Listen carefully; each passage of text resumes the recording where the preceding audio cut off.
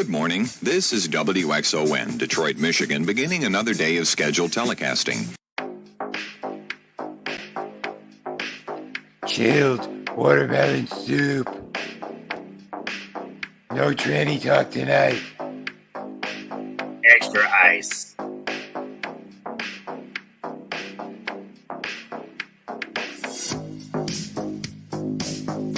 Mommy, is it safe to go back into the bleach bloody water? Oh, Well. only for swimming in Flint. I don't know. Why don't you tell me?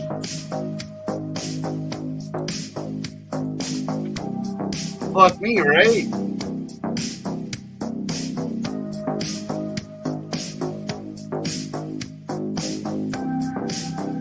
Ooh, yeah. Not even with Big Mike's cock.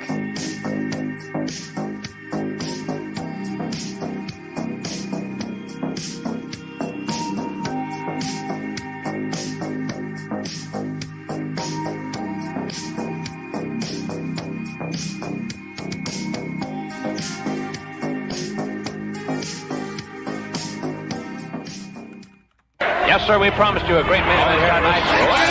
Andre, the China WrestleMania! Hulkamania is running wild. My God, what a It's not the world is watching. Take me to your best friend's house.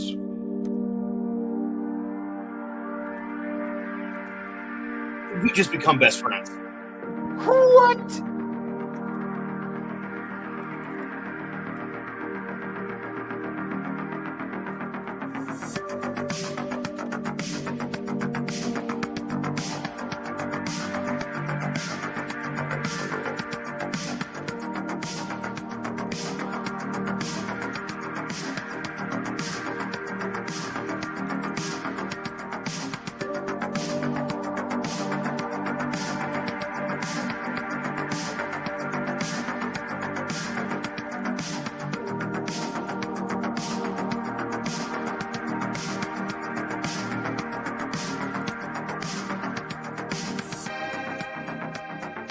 Draven be like, that booking decision made sense and was clearly the right thing to do.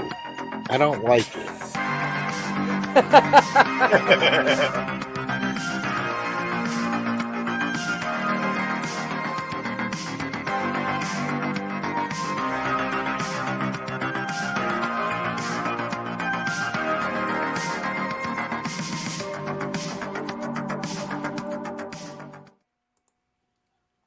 Hello and welcome, everyone. We are here tonight to watch the classic WCW pay-per-view Fall Brawl 1997 War Games with you this evening. Joining me, Mr. Tony Tone Deaf, Tommy and the Guinea Pig Collective, Pop Superfan, Adam Shawhan, Vinny, and Claymation Michael Jackson, a.k.a. Mr. Chris Fisk. Welcome, everyone. Good to see you, gentlemen, again. Yeah.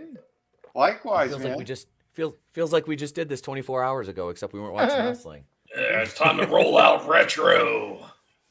That's right. But absolutely, this is a solid card on this pay-per-view. And as you can see, I don't have the proper background, but I do have my Eddie Gurerro is my favorite wrestler t-shirt on tonight because he wrestles the opener against Chris Jericho, which is that's a great fucking matchup. I don't care which way you stack it. Yeah. Jericho and Gurerro in the ring together is freaking fire because those two have, at this point in time, we're talking 1997. Absolute pre-cleavage Jericho. Yes. Yeah, this is prime Chris. And Jericho hadn't even peaked yet. Mm-hmm. You know, that's the thing is like he hadn't even peaked yet. Neither had Gurerro. Yeah. Because Bischoff only let them go so far, the smaller guys, because he called them the vanilla midgets. Let me welcome this chat. We got Brutal Morningwood, Loose Asshole, Keely Chow. Welcome, gentlemen. Welcome. All right, I'm going to drop the... Go ahead, bro. Go ahead. Do you mind me asking a bit of a War Games trivia question while we get started here? Go for it, sir, because I got a little video package to play before we start. So go ahead. Who knows how the War Games match itself was initially conceived and created? Matthew Broderick. That was the Horsemen started doing that. But who thought of the idea, like actual behind the scenes? Hey, this would be a cool match. Dusty Rhodes. I was gonna say it was Dusty Rhodes, Daddy, the American Dream, baby. It was Thodey's daddy when he was inspired by a viewing of Mad Max Beyond Thunderdome. Hell yeah. Nice. I got it first, so what do I win? No, you said Dusty. You win a lisp. Thodey's daddy. Oh, Thodey. My dad, Dusty Rhodes, the father of Thodey. I got it all wrong. I forgot the lisp. Yeah, you win a lisp. That's what you win. Steven? My lisp is gone. Steven. So we're gonna watch War Games 97, but here's a little bit, just a slight bit of info about the pay-per-view going in, folks.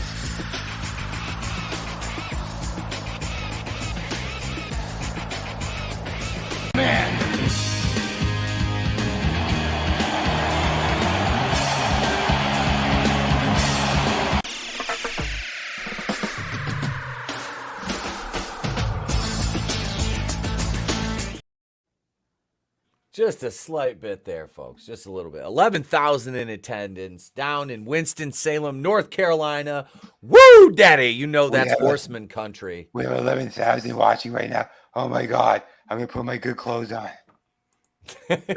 Any clothes. We'll go ahead. Is everybody in the studio now, ready to? One of my thumbs is mediocre, and the other one's a douchebag. Here, I'll do this. We'll throw this link out here. So if anybody in the chat, there's a couple spots. If you wanna jump in to the studio and watch this with us, there you go, right there, folks. All right, are we ready for Fall Brawl 97? In 3, 2, 1. Let me know if the audio is good for you guys. Yeah.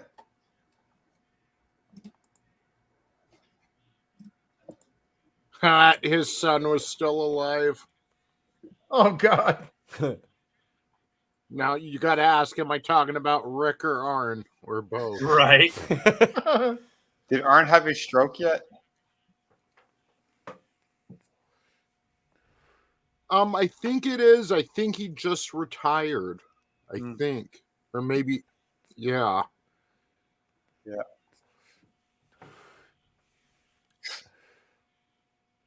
Yeah, because where Nash was making fun of him, he's already retired. Yeah. He just retired. Yeah, Nash is always a douche, huh? Yeah, Roddy. Fuck yeah.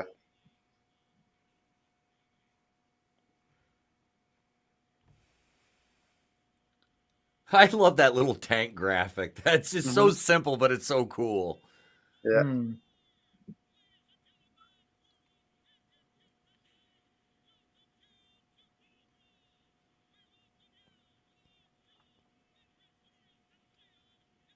Like we don't get the pyros anymore, you know? Nope.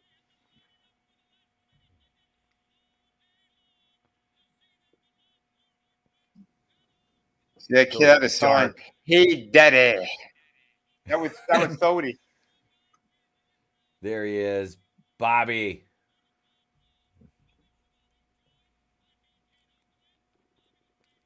In my opinion, this is the best announcing combo they had. Hail Hicks villain. What up? Yeah, hey.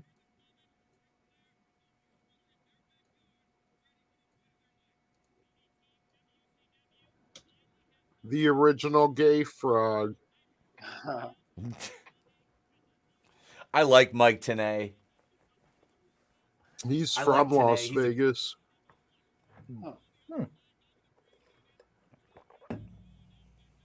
Heenan. Yeah.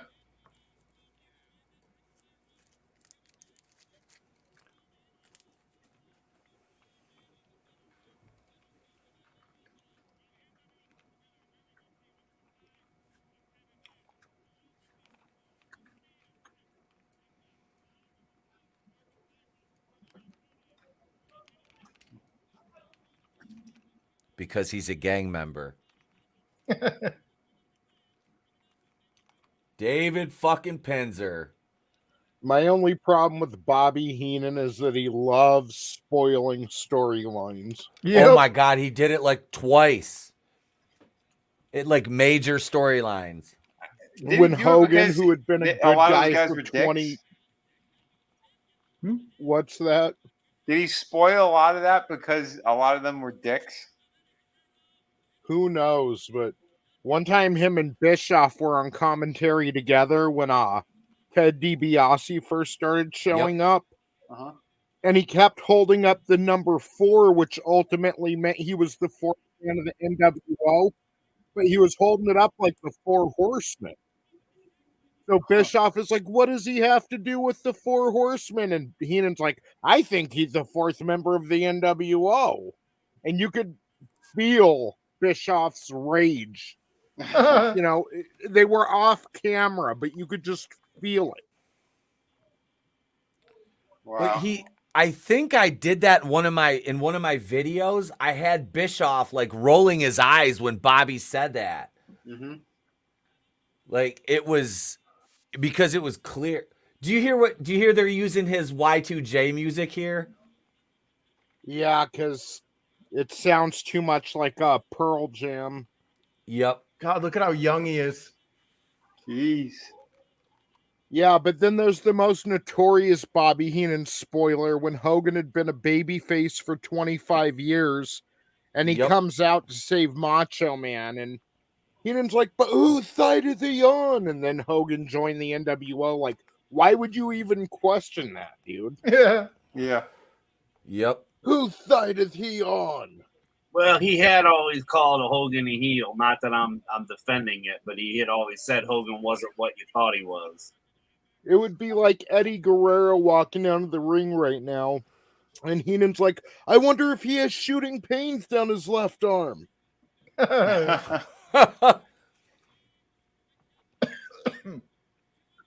his wonder gear if is he'll horrible. die from a heart attack one day.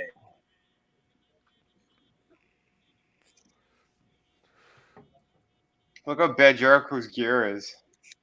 We're a month out from Eddie Gurerro having his classic with Rey Mysterio at Halloween Havoc 97, which was probably the best cruiserweight match WCW ever had, which says a lot. Yeah, because their cruiserweights were always, dude, they were amazing. You had the thing with them, they were not afraid to bring in the Mexican guys and let them do their stuff, let them get over in the opening spot because it was always hot when you come out with 6 luchadors, first match. Like I said, not a huge fan of trios matches, but when you have one a week, you know, and it's usually on a Monday to kick off the show, you start out hot that way. It gets the crowd hype. Mm-hmm. Even if the guys weren't like huge stars, like you had like, you know, Psychosis and La Parca, Hoovy, the Vianos, those kind of guys, Super Callow, El Dandy, but they could fly and they got the crowd hype. They did. It always worked. If you didn't know them before, by the time you seen that match, you knew who they were, though. Yeah. Oh, yeah, and that was the beauty of having Mike Tenay on the analyst side was because he was so well-versed in all, like, the Mexican wrestlers and the Japanese guys. Good evening, Tina Bojan. What up, Tina? Hail. Look at Brutal Jericho back when he had a sternum.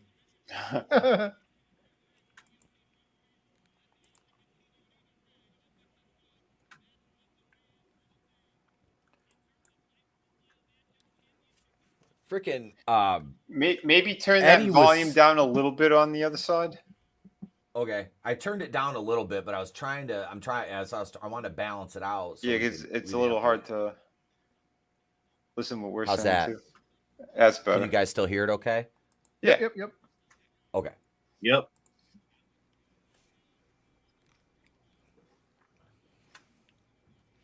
Guerrero's like the best swarmy heel. Yeah. Lie, cheat, and steal, baby. Yep. Yeah, his whole family though, man. They knew what the hell they were doing. Mondo, Hector, Gory. Mm-hmm. Hell, they named Gory's got the Gory Bomb. He's got his own move.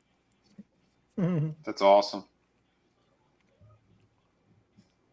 Not to mention Chavo too. I mean, I don't want to short sell Chavo because Chavo was always a solid worker. Like, I mean, Yeah.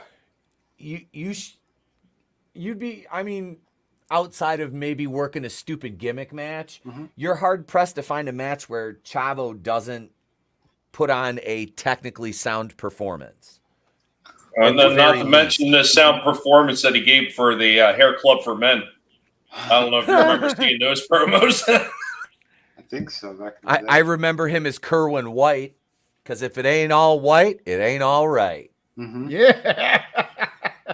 What territory were they Vince in? McMahon's like, I got an idea. Yeah. What's that? What territory were they in? Like, what was the? That was after the merger, dude. You're talking early 2000s when Chavo came over. They had him. He dyed his hair blonde. He was wearing golf clothes, coming down to the ring to Sinatra, riding a golf cart. Oh yeah. Sweater over his shoulders. Mm-hmm.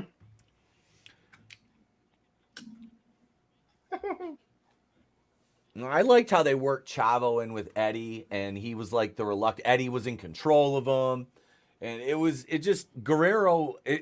such a shame how Bischoff misused him and he walked out and he had that thing at the on air where he came down to the ring with his bag drinking a beer. Yeah, it was terrible. But then think about it. They lost Jericho. Then they lost Guerrero, Benoit, Malenko, and Saturn, which, Saturn was always undervalued too. I mean, that guy was a monster. He was misused. He was even really misused in ECW. I mean, they could have did so much more with him and Kronos at the time. Yeah, the Eliminators, man. They were so good together. All the talent, all the freaking talent. And Vince Squan, he ruined Saturn. Yeah. Well, after Saturn almost killed Mike Bell. Yeah, poor Mad Dog. He got stuck with that moppy gimmick. He was how many years too early with the making him wear a dress thing? Yeah. Man, poor Mike. I mean, look. Okay, let's compare this for a second here. The quality of this opening match.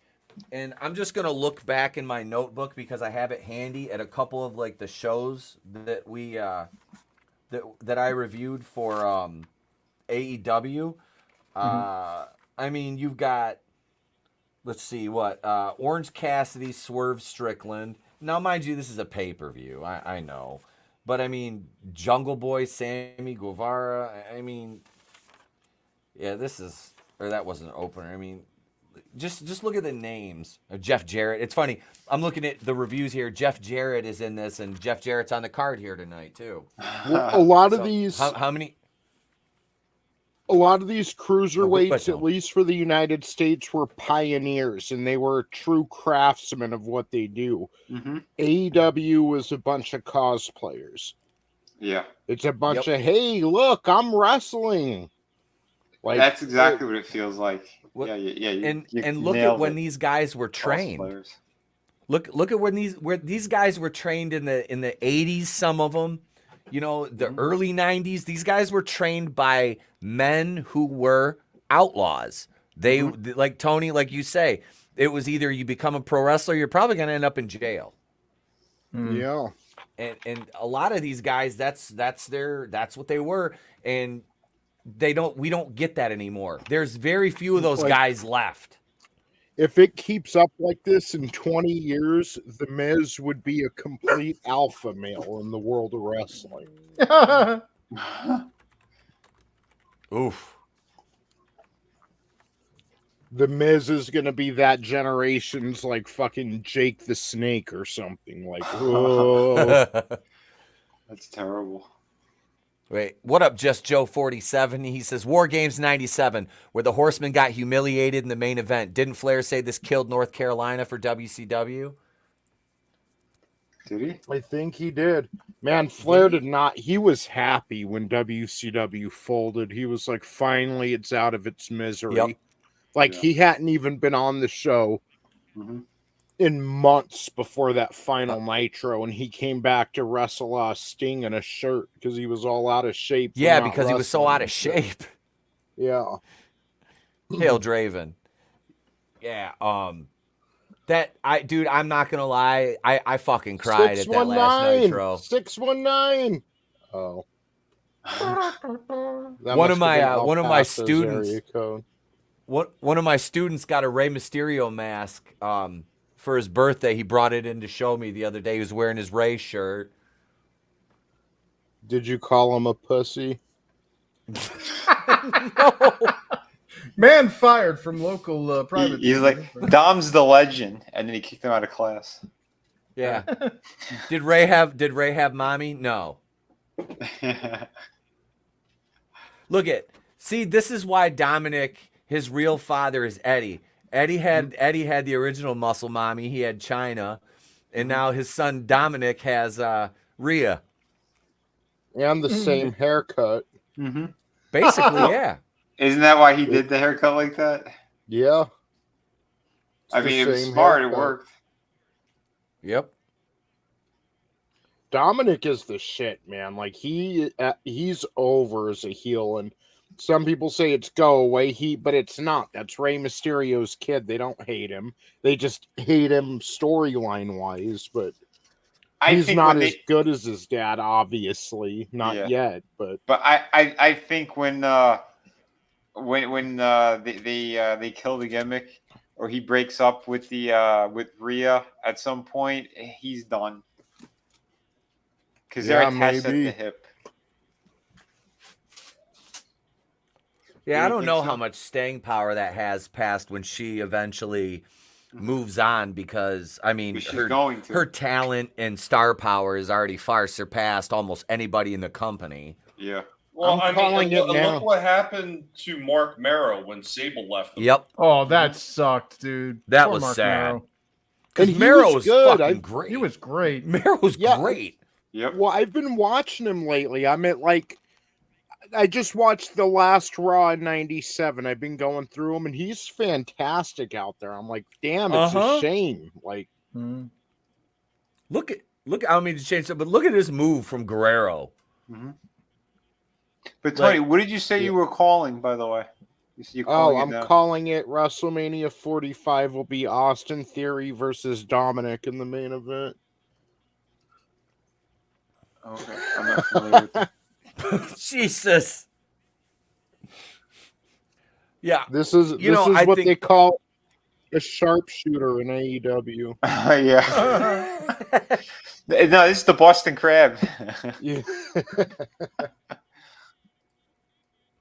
My sketchbook. What's up? Hola, carnal. He says, Rhea has me rethinking buff mommies. She got that junk in the trunk. I've been on that page all along, homie. And you know what? Welcome to the party, pal.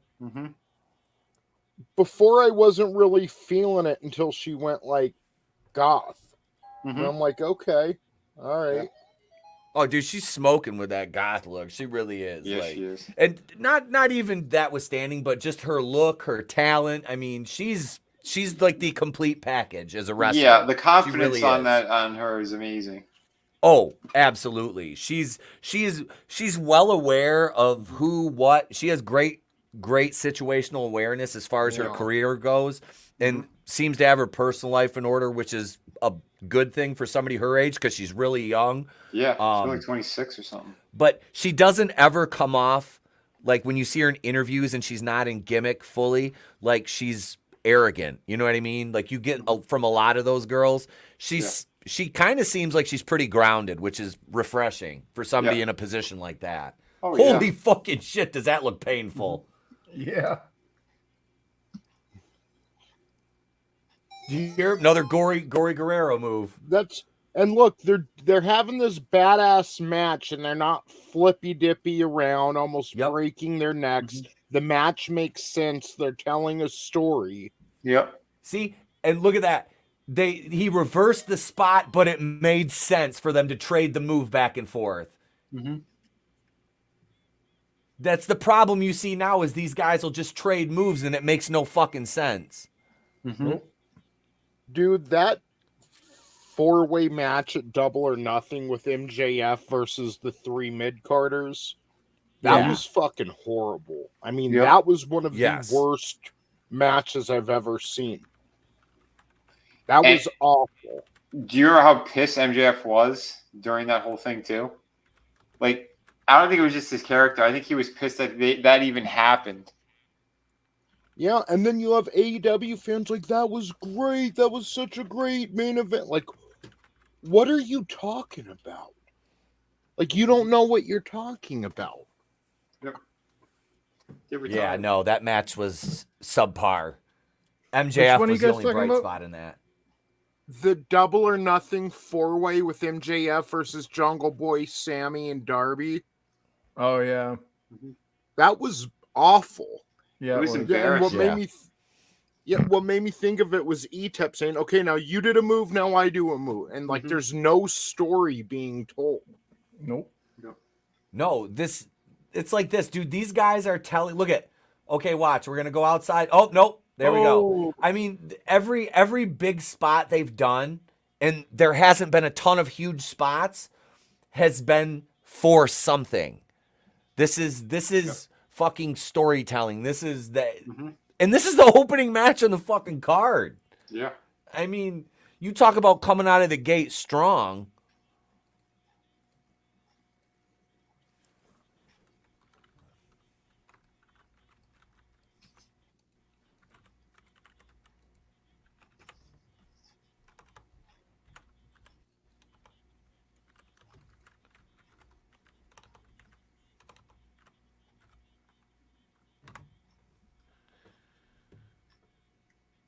Woo! Damn.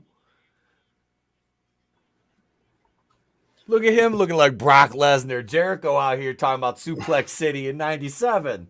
Right. That's another thing I forgot about too, but I noticed today. Mark Merrow's finisher, the TKO, was like an inverted F5. And Sable ended up banging both dudes. And I think there's a correlation there. It was like he would spin you around like Brock Lesnar, except instead of holding onto your head and releasing your feet, he would spin you around and do a diamond cutter, basically. But it would start off like the F5. And I'm like, I think that gets Sable what? Well, I'm gonna practice that move now. Uh-oh. Woo! Power slam, baby.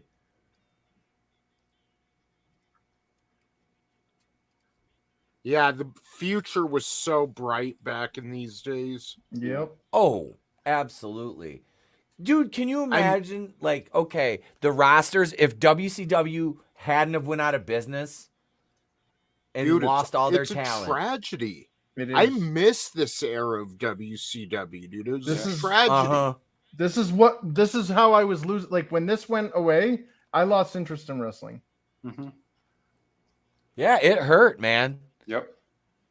It hurt. I mean, dude, this was like I said, I was always a Crockett NWA guy.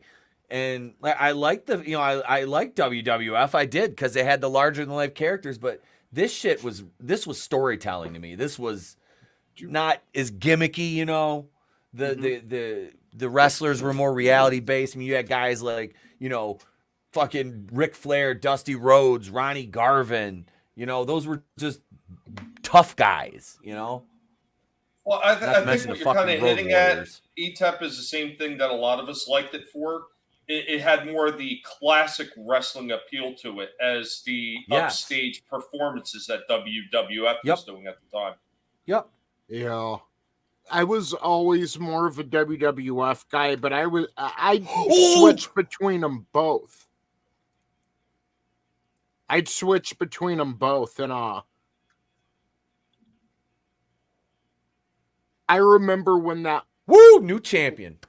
I remember when that last Nitro went off the air, And like right before it did, and JR's like, and fans tune over to Spike TV right now. We've still got The Rock, wrestling whoever tonight, and this, and that. And I'm like, just the sad feeling in the pit of my stomach that it was over. The Monday Night War was over. Fucking the alternative, when WWF was doing something stupid, there's nothing to change the channel to now.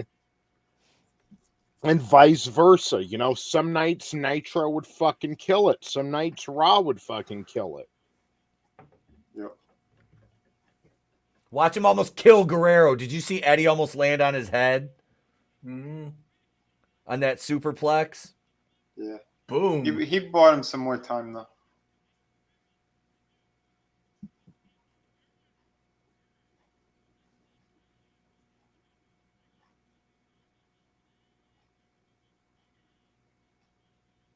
See, like, listen, look at the shit that Heenan brings to the table. He's antagonizing, like the commentary. Like, it's not just vanilla commentary. There's actually shit going on there.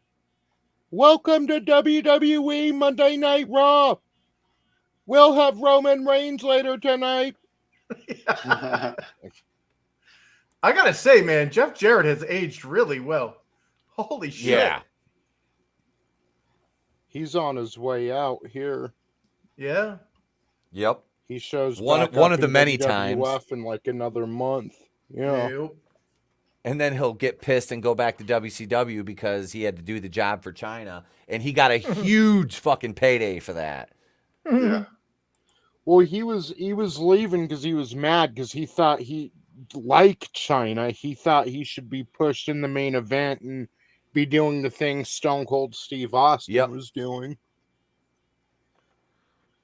But he fucked Austin over years ago when Austin was up and coming in one of Jerry Jarrett's promotions. So Austin was like, I don't want to work with him. Mm-hmm.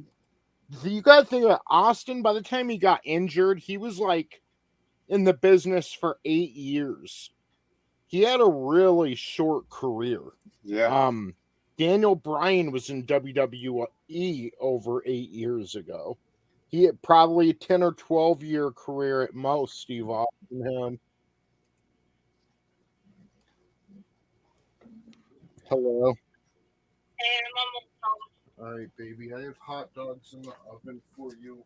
If they need to be reheated, I'll reheat them. Okay. All right, please. Did you Somebody's know the gonna call me a original? hard R. The original gimmick for the Harlem Heat was Colonel Parker leading them down to the ring in shackles, and they were supposed to be freed. They were supposed to be slaves.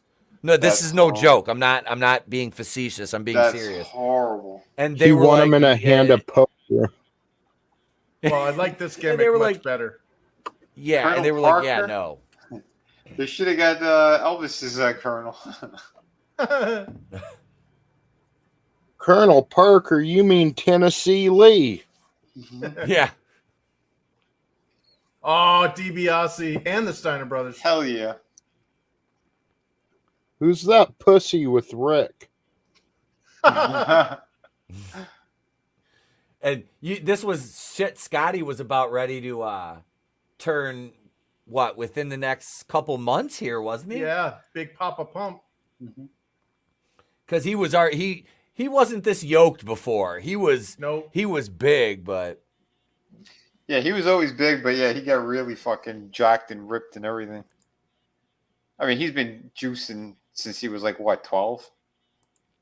Yeah. Probably. Manliness says, I do think NWA had a better steel cage setup on those multi-level cage matches. I love those. Mm-hmm. The Cage of Doom. Yep. 4 levels of hell. Oh, there's Miss Jackie. I tell you what, my opinion of her didn't lessen when Jamie Dundee told me about her on her knees in the shower with about 8 dudes around her. I was like, you know what? She could fit one still more. Good with it. Jesus, Scotty looks like a pedo right here. Yeah. That hair and the goatee did not do justice for him. Yeah, what the he hell? Looks like a yoked out Dr. Smith. Dr. Smith. From Lost in Space, the mincing Peter. Oh shit! I'm gonna leave my daughter with this young strapping lad. I'll go with my wife and leave my young son with this mincing pedophile. That was a great cutaway. Horrible. Wow. Yeah, Nick Patrick hadn't flipped to the NWO yet either, had he? Yeah, he already had. Oh, did he? My bad. Yeah, I couldn't remember. At this point, kind of funny because like that would be like the last big. Like I think that was the last match on Nitro was Scott Steiner and Booker T for the title, or what happened on the last Nitro. But it did. That was one of the last championship feuds.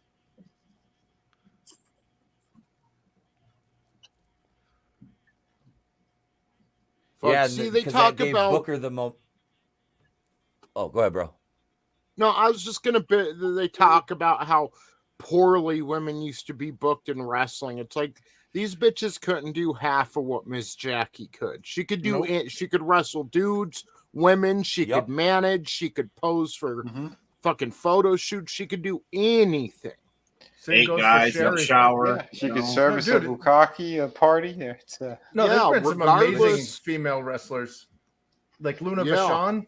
Like what the hell? Oh, dude, that poor Luna woman was a fucking super talent. Yeah. Yep. Luna Vachon definitely got fucked over hardcore, and it sucks because she paved the way for so many female wrestlers. Yeah. And that's the thing is, dude, these girls now don't take that into consideration.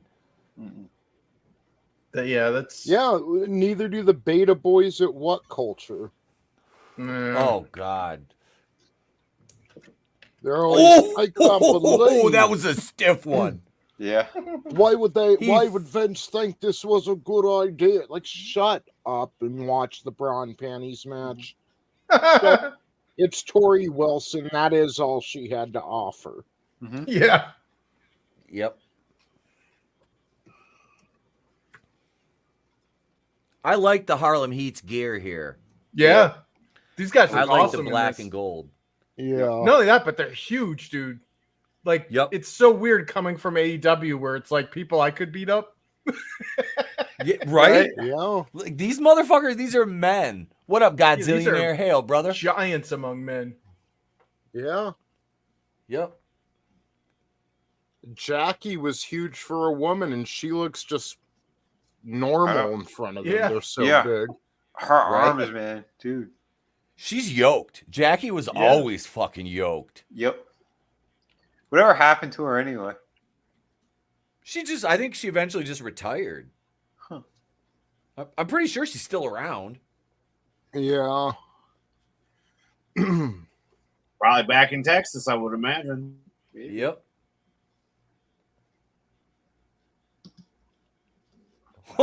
See that shit? She's turned around, did a little shake for the crowd. Yep.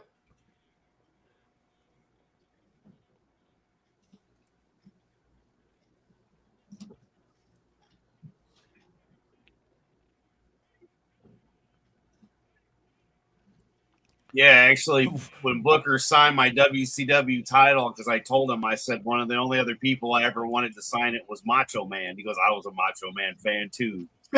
Yeah. It's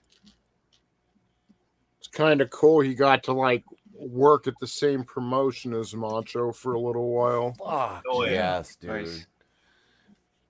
The manliness is the ref is bigger than the average AEW wrestler. He's not wrong.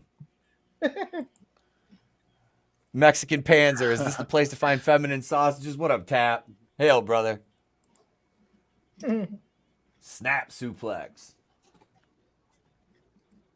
That's, and that was the thing about Booker T is like, I think his size was really lost on a lot of people because they never really pointed it out because it was like when they were a tag team, Stevie Ray was always the muscle, Yep. Yeah. But, I mean, Booker's like 6'4", 6'5", and 250, 260 pounds at one point. He's a big boy.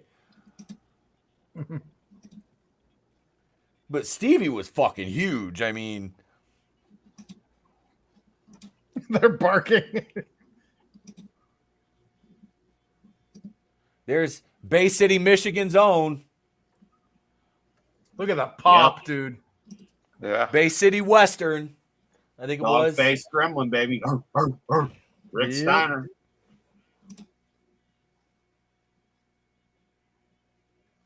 Now I just got to meet Scott and get him to sign the belt.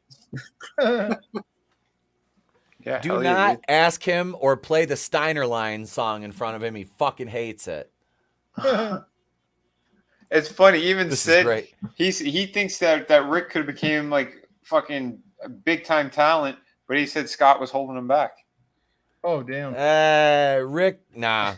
Rick never had that. He was solo. fun to watch. He was never going to be was. anyone to take off. But Yeah, once he's they a tag split up, team wrestler. Yeah. yeah, that was. He's like that your was his- Jim that was the his- Anvil Neidhart there. Yep, absolutely. Yeah, I loved Neidhart too. Absolutely.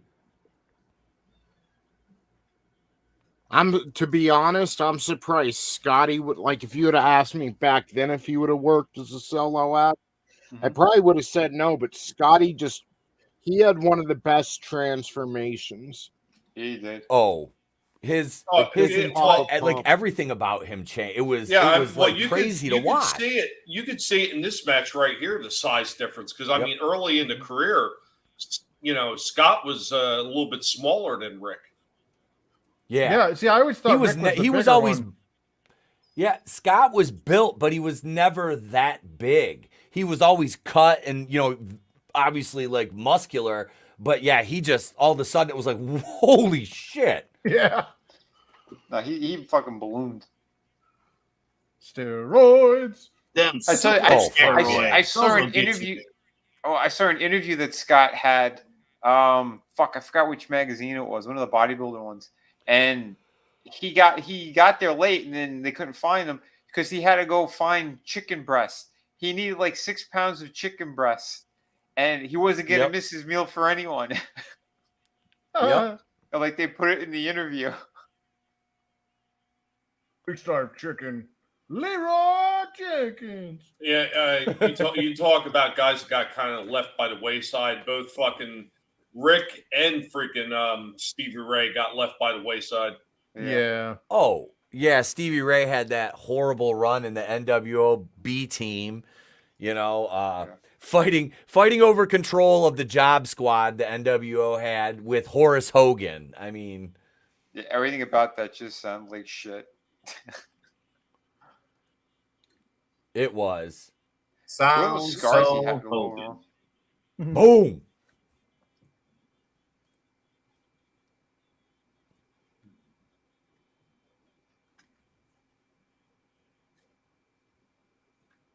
How's Rick's son doing in the Fed? Braun Breaker? I think he's like, doesn't he have a belt or something? No, he's the heel now, man. He was the champ for over a year. And now he's a heel, and I'm loving it. Okay.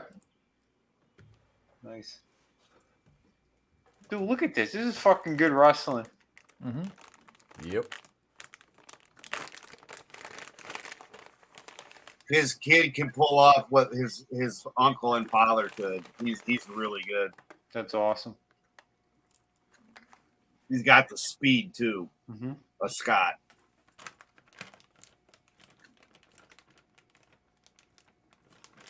And the agility with the Frankensteiner. Oh no shit. Yeah. It's like a mini Stein. It's nuts watching him. That's cool.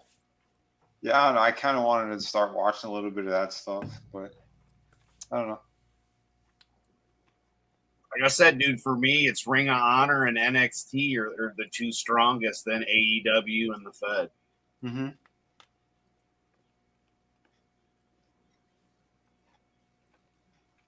Rick hit snap.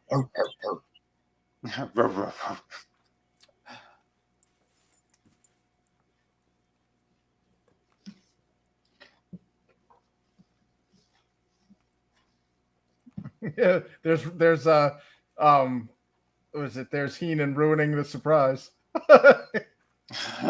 Right. Well, I think he meant more of the showers because they said the double, triple teaming. And then he says he hasn't seen Jackie do it yet. So. There's an 8-way going on in the shower match. The shower match? What is this, a Nightmare on Elm Street 2? Mm-hmm.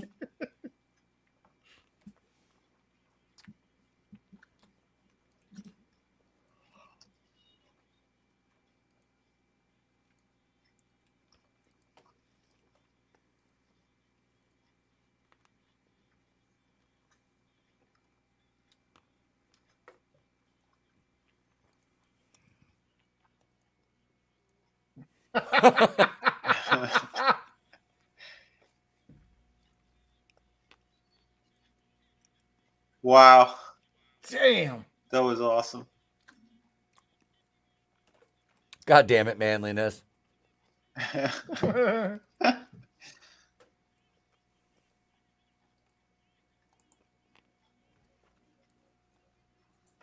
Today, this match would be racist all over the place.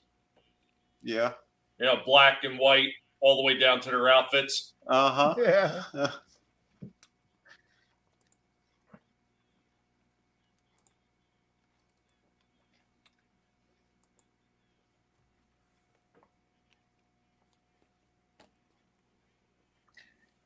The Steiners are sharing boots.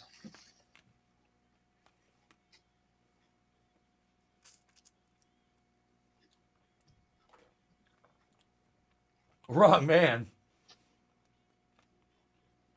Yeah, he didn't have the legal. He wasn't pinning the legal. Jeez.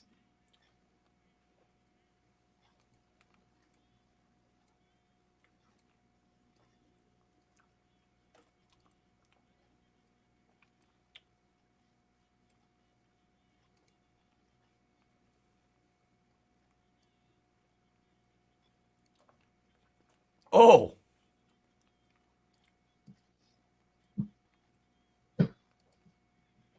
Nice.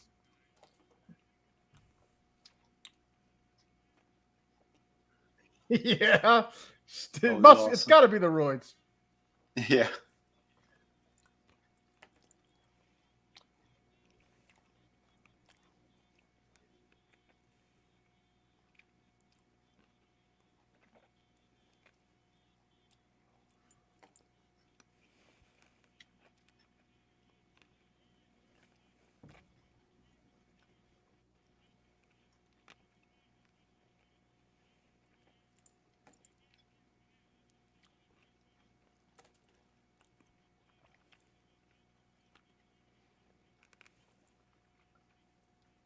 Yeah, that was nasty.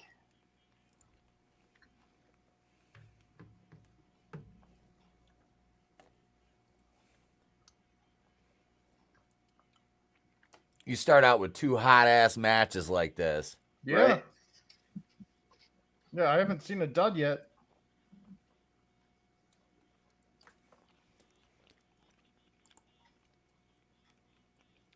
Are we ready for the big Bratverse next? The big what? Get ready for the big Bratverse. Oh my gosh, what's Danhausen doing there as a kid? It was crazy.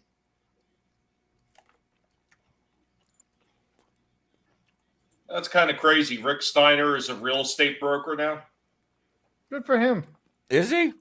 Rick Steiner is? Yeah, I had looked it up, and the first thing that came up is real estate broker. So now I looked up wrestler, and then it comes up, yeah, he's a real estate agent, retired professional wrestler. I was like, holy shit, really? Wow. Dogface Gremlin Realty. Well, look at Undertaker. He's he's in the same fucking business. He's got like major buildings all over the place. Good for him. Yeah.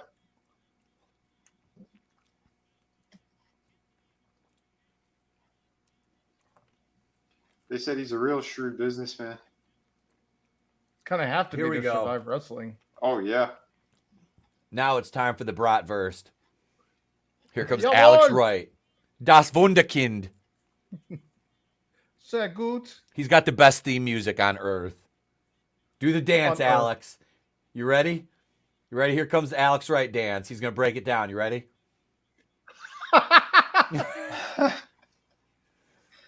What is this guy, German or something? Yeah.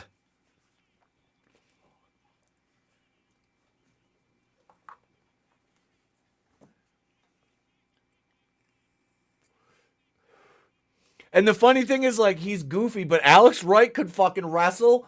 The crowd loved to fucking boo him. And when they formed the him and Disco Inferno teamed up, that was money. Oh yeah, they did. They did. Yeah. Holy shit. Burn, baby, burn. Hell yeah.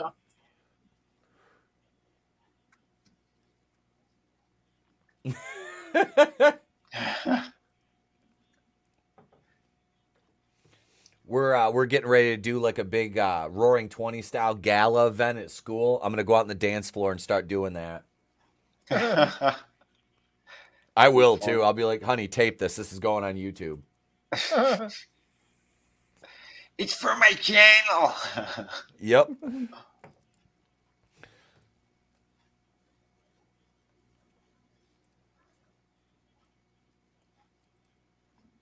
I'll tell you what. Alex Wright, fresh off a remastering of West End Girls by the Pet Shop Boys. Oddly enough, one of my favorite songs.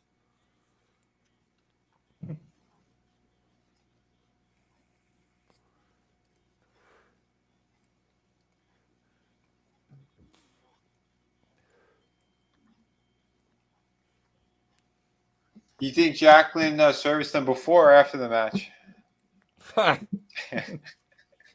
Hopefully before they're wearing pleather. Ew. Trust me, I know. Hose them down. I wore pleather.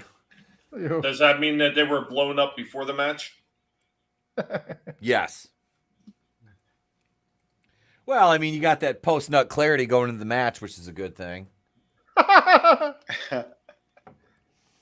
You want to be all tensed up out there. Yeah. That's why I got drunk.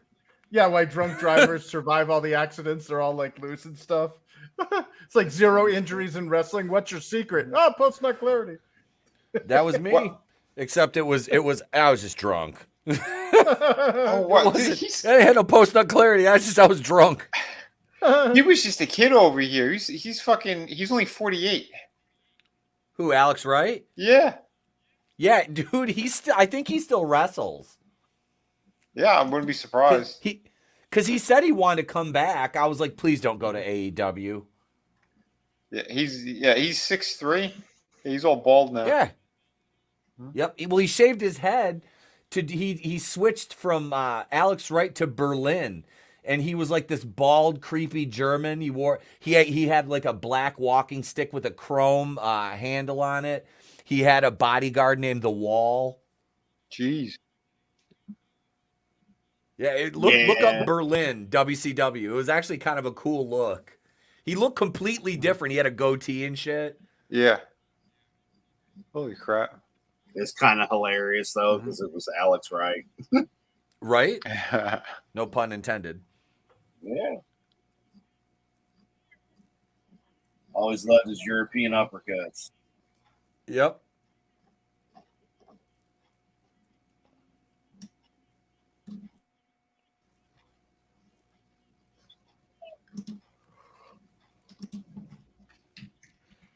Referee Mickey J overseeing the contest. What up, Frankie? Yeah, Frankie. Hey, Frankie. Yeah, this was at that con. Yeah. Yeah, I remember Shaw. Yep. I remember with that crazy look. The Berlin look. Yes. That he shaved. Yeah, I remember this, Frankie. What's that? This is what Frankie said. This is that troon, Giselle Shaw. Yeah. Got a jaw you could slice mozzarella on. Wait, are you saying that the German guy was the troon? No. No, it was something different. So he has common sense. Yes, manliness.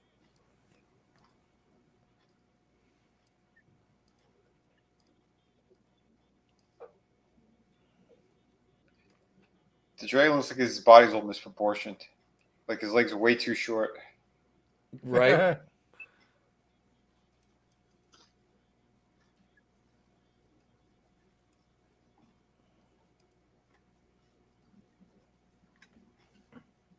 He's calling him Ultimate Dragon.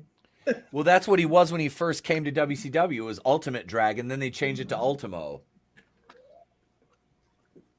And Zbyszko was just Zbyszko, so.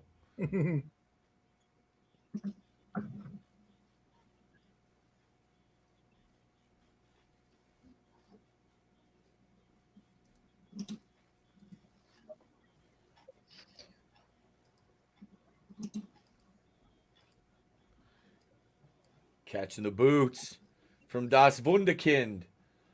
Come on! Who apparently took his wrestling gear from made it from a security vest. Some good reflective material there. Do the dance, Alex. Yep, he's like, look at the bratwurst. Do you want to touch my knockwurst? I will knock you out with it. You're hiding them under the floorboards, aren't you? So Wright had his own wrestling school and promotion. I didn't know that. His wrestling school was called the Right Stuff, and his wrestling promotion was new. I forget what the letters stood for. But yeah, he had his own promotion as well. Nice.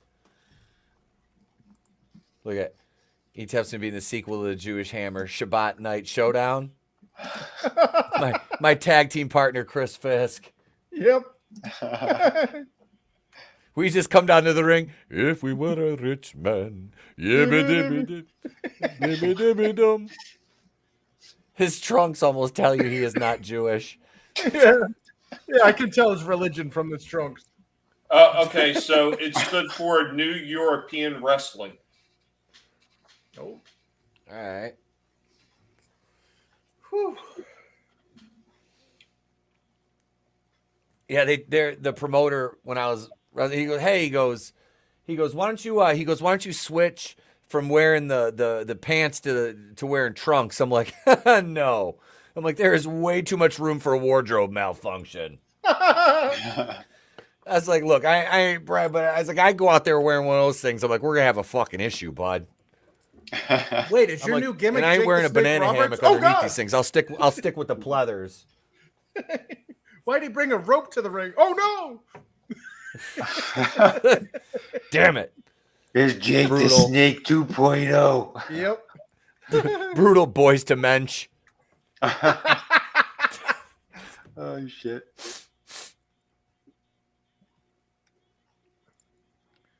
We had a tag team we used to book. They were called the Kosher Club. Yes. Oh shit. Yep. That's funny. I had I was a heel commentator, and I had all kinds of jokes that we wrote, like, because we did, like, our commentary was like voiceover. We did it live, but like the recording got fucked up, so we had to go back and redo it, you know. And I was like, watch. I'm like, my announce partner, his name was SE Rocks. I'm like, watch, SE. I'm like, here comes the Kosher Club. I'm gonna throw some pennies down and cause a riot. Watch, their fans are gonna go nuts. Just shit like that. Like, it was fucking hilarious. I just, oh my God. I did commentary for like 3 shows, and they were like, no, you need to be in the ring. I'm like, okay. Let's start training. Yeah. And then came the concussions. Ouch. Yeah. Who knew?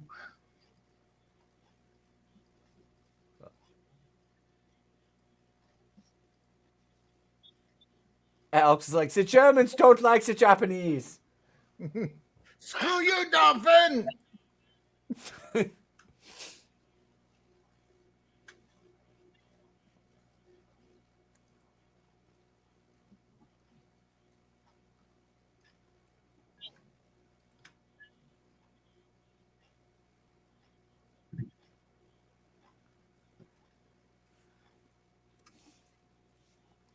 See, this one should have been a 5-7 total, but it's a title match, so I'd go 7-10.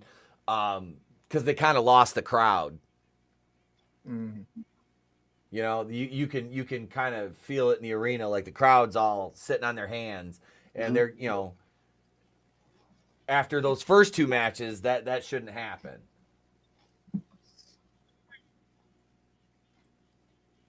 See, Dragon gets a hope spot, and there's the crowd's like, there you go, a little pop.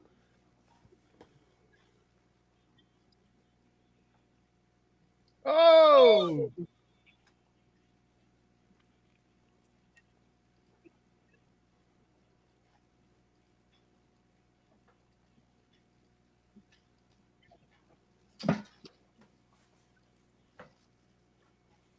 I think he hit him with that elbow a little too quick.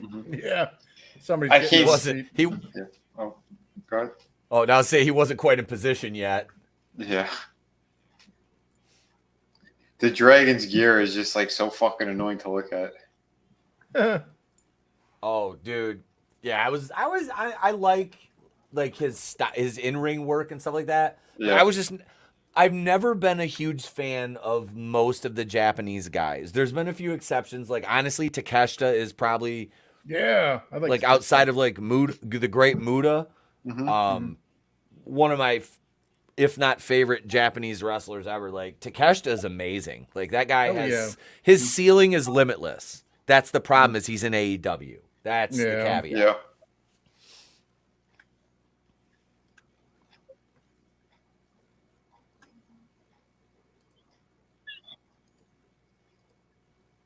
Yeah, see, you've when Wright goes back in control, you're using rest holds. I mean, I know you're going into the comeback, but it's like they should have kind of skipped ahead a little bit, sped it up.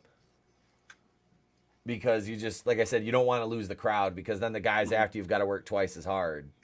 Mm-hmm. Diddler on the Roof starring Tom Hanks. God damn. Sexy baby. Poor Wilson. Alex Wright goes back to the fucking Oh, go ahead, Chris. Sorry. No, sorry.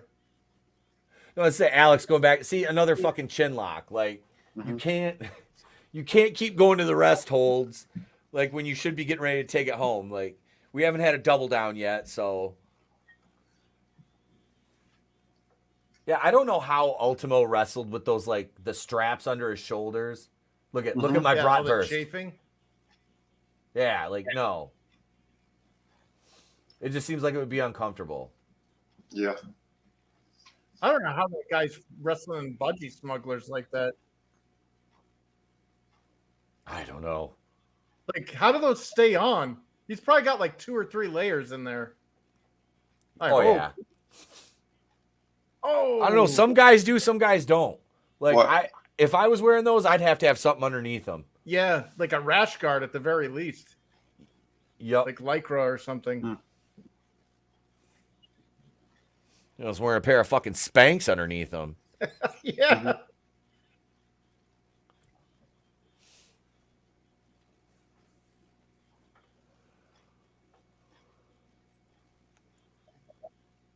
Nice. Yeah, Wright was very athletic for a bigger guy. Yeah. Oh my God! Did you hear that? Yep. I think the Ultimo Dragon, like, his bones just exploded and shot into his feet. Oh! Caught it in the face. Right in the mush.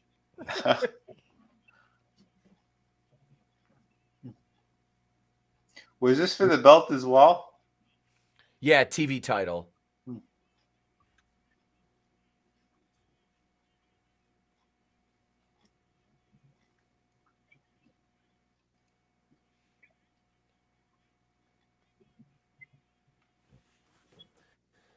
See, and he only did it when it made sense. Yep.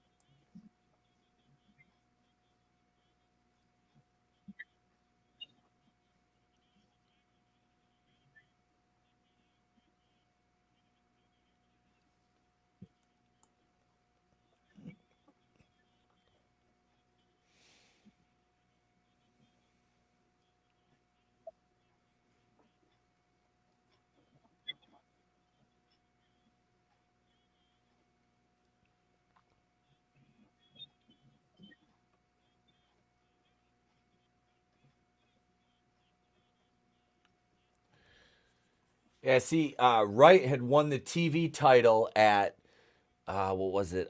Clash of the Champions 19? Mm-hmm. Or no, I'm sorry, Clash of the Champions 35. Who did he beat to get it? Ultimo. So this was an ongoing feud with these two. Okay.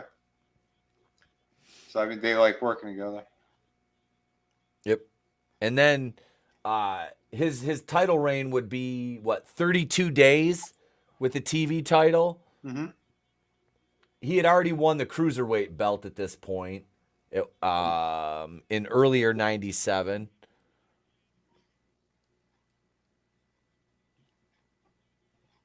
Let's see.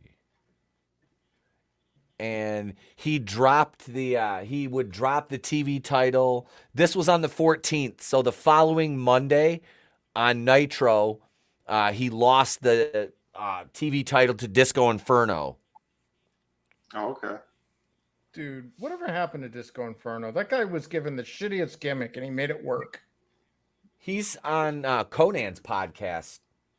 And I think he does, Tony would know, but I think he does security or something, or he owns a strip club out in Vegas now. Yeah, he used to be head of security at Sapphires. Oh, damn. Thank you. I couldn't remember. I knew you told me that before. I couldn't remember. That guy, one or... dude, he deserved a lot better than he got in WCW. Yep, he got saddled with. He was supposed to go to WWF in like late 96, early 97, and he was going to be the Honky Tonk Man's protege, but it ended up being Billy Gunn. Because Disco decided to stay in WCW. But they even showed his silhouette, like his shadow in WWF magazine, like they were like right there at a deal. Oh, wow. And then Glenn Gilberti changed his mind. Jesus, Resigned I wonder with why. WCW. Yeah. He never really got his due.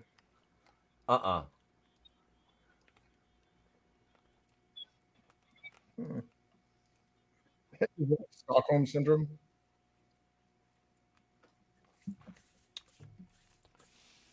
Was that Billy Gunn was rockabilly at that point, wasn't he? When he was with Honky Tonk Man? Yeah. Yeah. Oh, yeah. Rockadoodle.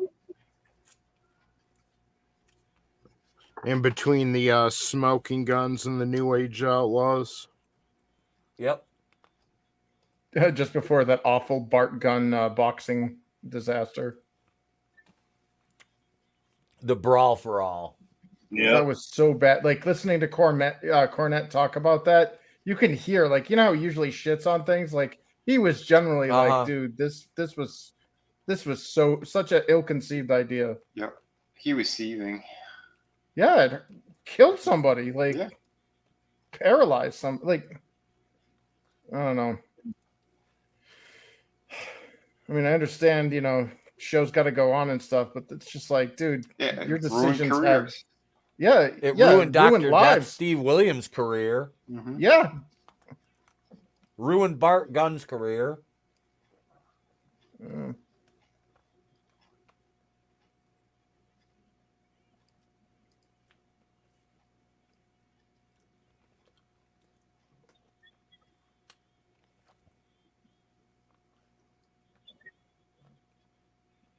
Oh.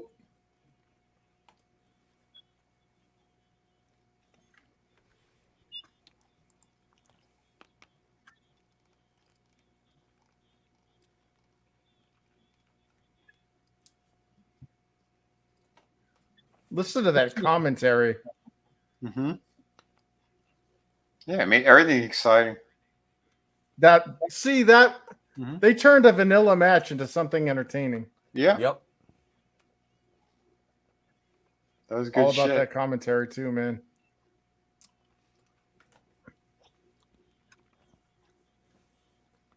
Got a crowd reaction at the end.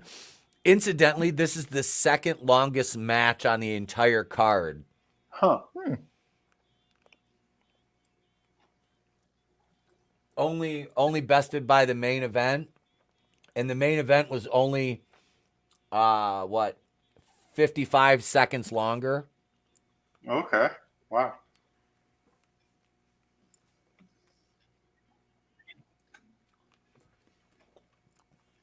This one came in at 18 minutes and 43 seconds.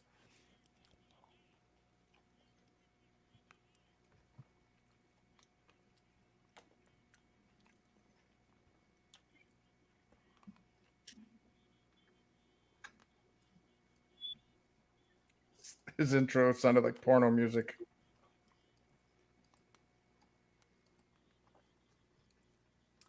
Mean Gene. Wow. There's another legend. Yep. Uh-huh. Yeah, his voice always like got you in the mood for a wrestling event. Yeah, it had like a level of authenticity to it. It sounded professional. Yep. Yeah.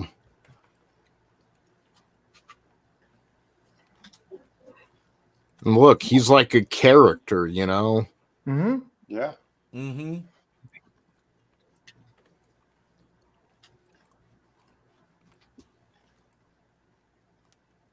Better pray you don't got scissors.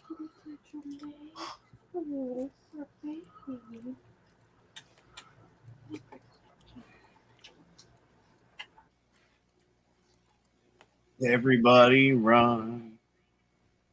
Iron's got scissors.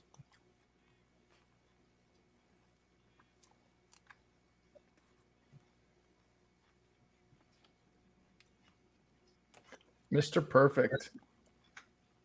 Yep.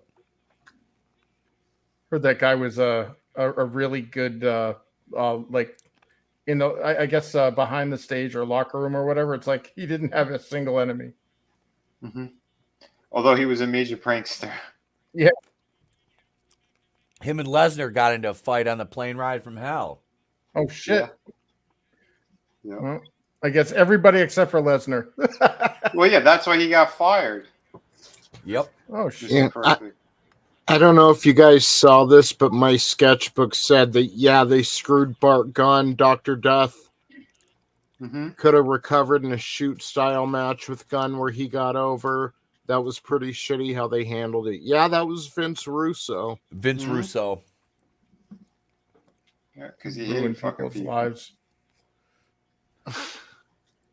Manliness says he's figured out the perfect woman for Grady, Nyla Rose. Oh no.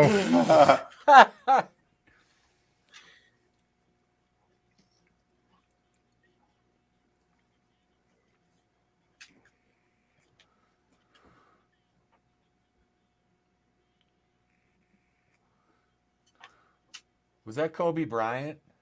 Kobe. Helicopter hadn't crashed yet. Kobe. Dark Wiggler. Dark Wiggler.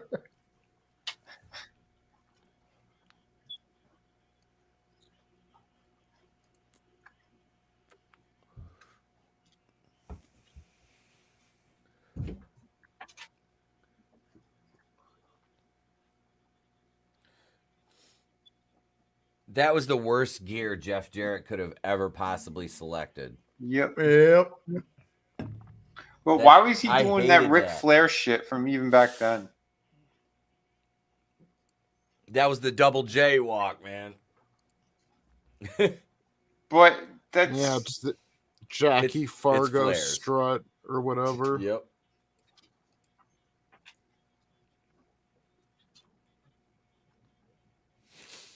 Hey, look, it's the guy that booked Michael Cole versus Jerry Lawler for 18 minutes. Oh.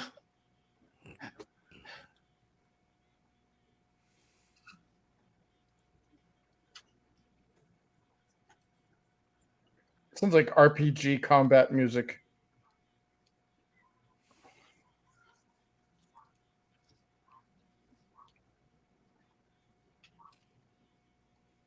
Did you hear him on commentary?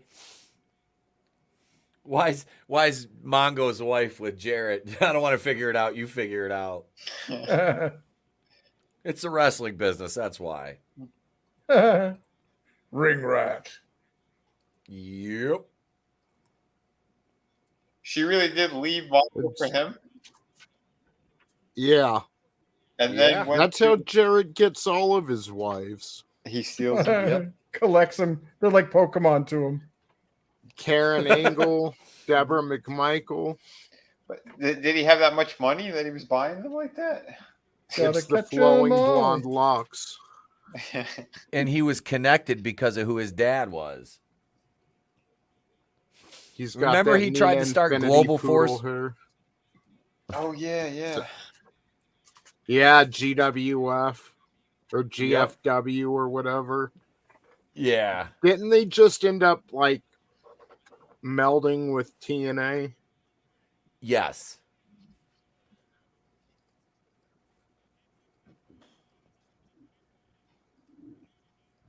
Oh, what happened to her when she hit the wall? Austin beat her. Yeah. No, I mean after that. The wall defeats them all. Well, she's already like 60 right here. She's with Hacksaw Jim Duggan. She's already 60 right here. She married Barry Horowitz because he had money. I feel personally attacked. Listen, Chris Horowitz. That's Sheldon Fiskowitz to you.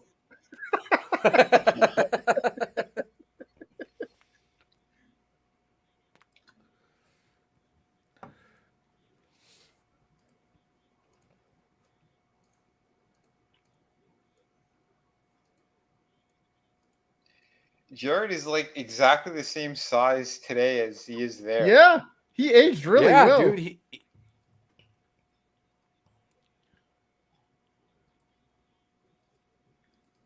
Referee Randy Anderson, who was fired on television and made to beg for his job with his wife and his kids there. Yep, I remember that. They did some stupid fucking storylines. Yeah.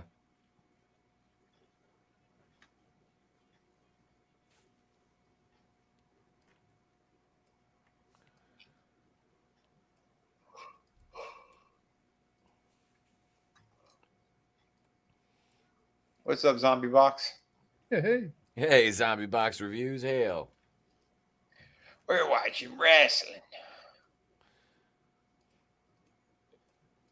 Yeah, this I always liked Dean Malenko. I liked him. Great. I liked him when he tagged with Benoit. Yeah. And then when they did the heel turn and Raven and Saturn won the titles from them, the tag titles.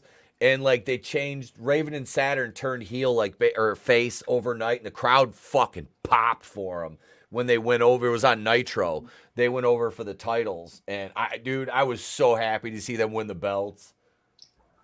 Yeah, that's awesome. Yeah, what up, Zombie Box? Yeah, freaking Malenko. Yeah, he was one hell of a fucking wrestler. Yep. That's why he was always better as part of a faction, because he could not talk on the microphone at all, ever. Yeah, ever in his career, never. Yep. That's why he was the Iceman. He never had to say anything. Mm-hmm. Hey, Carl. Yep, we're doing wrestling. Hey, what's up, Carl? Hey. No, Malenko comes from the older, kind of the older age of wrestling. Mm-hmm. You know, like the territory stuff. Yep. Oh, yeah. Where it was like the commentator was the one that talked him up. Mm-hmm.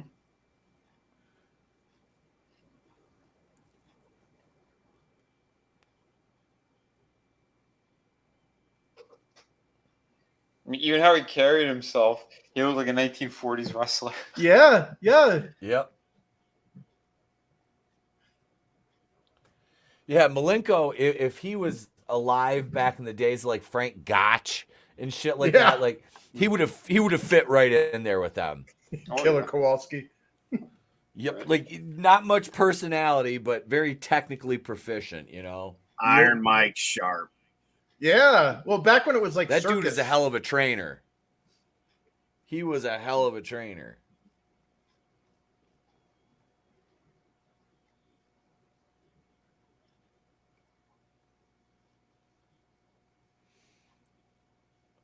That's why I laughed the other day. I was looking at posts in one of the AEW groups on Facebook, and you get all these people. Oh, Jade Cargill's. I'm like, dude, I'm a huge Jade Cargill fan. Outside of the fact that she is absolutely gorgeous with a flawless fucking physique, she cannot work to save her life. Like, she should not have come back without about a year in Japan. Yeah. Dude, she freaking stomped the mud hole in that girl's chest. Yeah. I haven't seen it yet. Yeah, that didn't look like it looked nasty as fuck. All I saw was her coming out, hitting her flex, and then walking down the ring, and that's where, because it was like a little short of it. Well, I'm like, all right, yes, you're beautiful. You're beautiful. What else can you do? Well, it was that chick, one of the twins with the big 5 heads. Oh, yeah. The Renegades. Yeah, the Renegades. When she came into the ring, and she's so much bigger than her anyway. Like, she lifted her leg and did a straight kick to her chest. Yeah, it was like and a Goldberg kick. it stayed there, and as she was falling down, like, she just in the same motion came down with her and like stomped the fucking like a hole in her chest, literally. Yeah. With the girl, she rolled out of the ring and didn't want to go back in the ring. Like, I mean, they kept the camera on the other one. Yeah. Yeah. Mm-hmm. Welcome back, Jade. Good job, honey. Yep. Yeah. First day in, first injury out. Yeah. I guarantee you, if Tony Khan didn't have a thing for her, she wouldn't be there. I mean, outside of her look, that's all she's got. Yeah, but let's be honest. I mean, that's pretty much Hulk Hogan. Yeah. Yeah. But Hogan he knew how to wrestle. Hogan could wrestle. Yeah. He just never had to in the US. Yeah. Yeah, I was gonna say in New Japan he was amazing. And later later American stuff like WCW and WWF, it's like, oh, the leg drop. Wow. Yep. Dude, the only time he ever did any like serious technical shit in WCW was like the second Nitro when he wrestled Lex Luger. He did a float over, a wrist lock, and I think he might have transitioned into like a front face lock, and that was it. That was the only time you ever saw him do that. Anything reminiscent of that. The rest of the time it was just the normal Hogan shtick.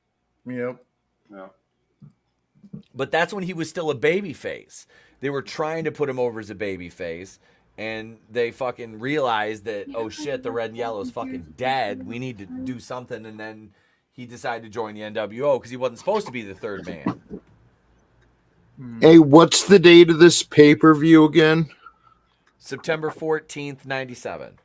Well, October 6th will be the last Jeff Jarrett match in WCW against Booker T.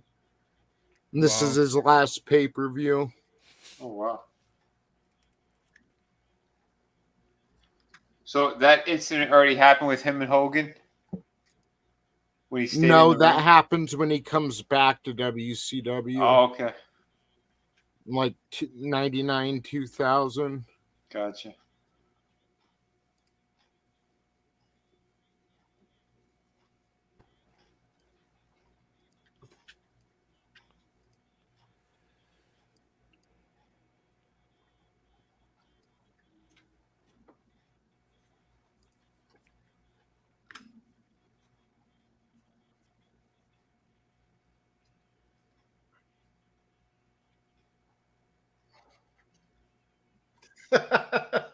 Catch me, Lord Jesus, catch me.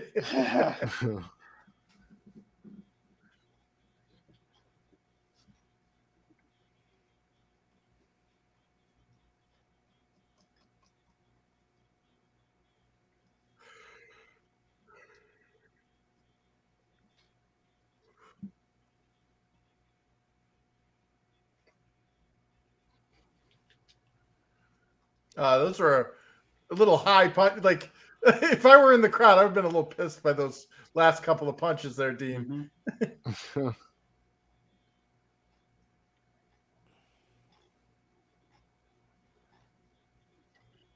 Nice.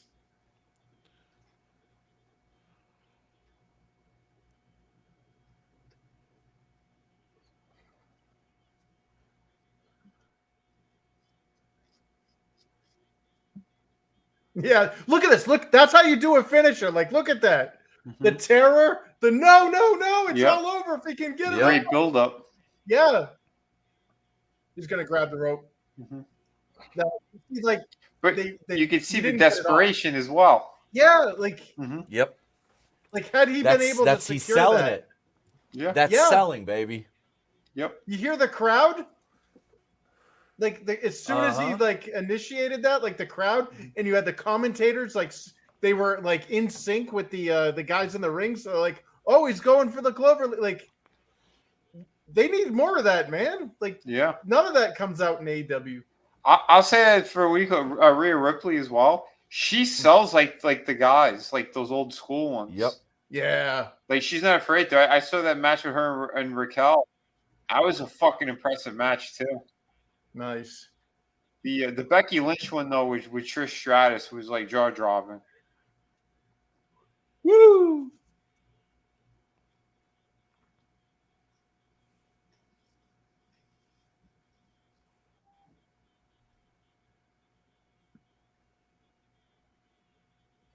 Oh, that was good. Ouch. Oh yeah, they're still using the old style sectioners. Mm-hmm. I'm glad they changed out those barriers. Imagine getting a leg stuck in there and like snap your foot off. Right. Nice.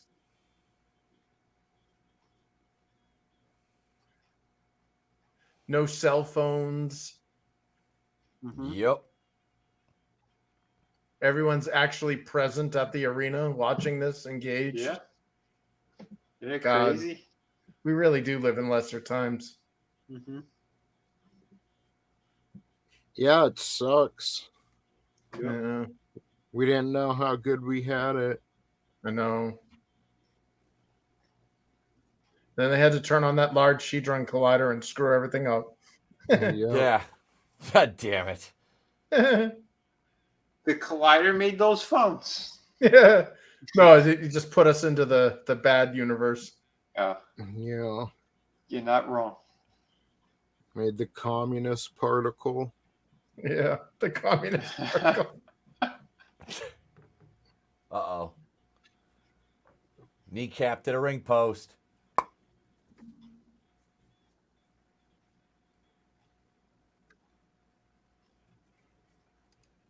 What Jericho used to call it, Malstinko?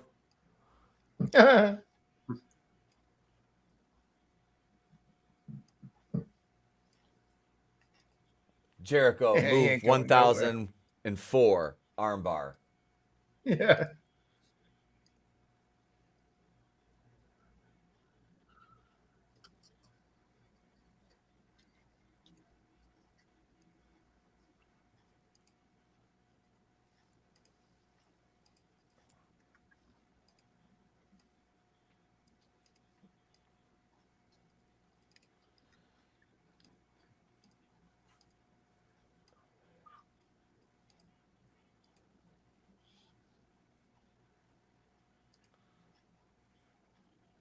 God, that commentary.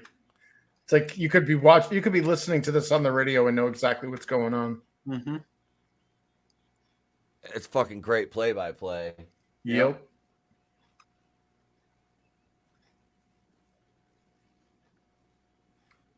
It's Rowdy Malenko. The sleeper hold.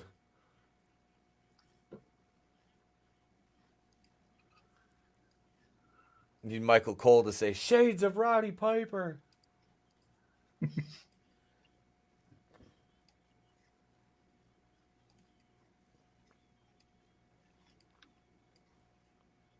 Oh, nice.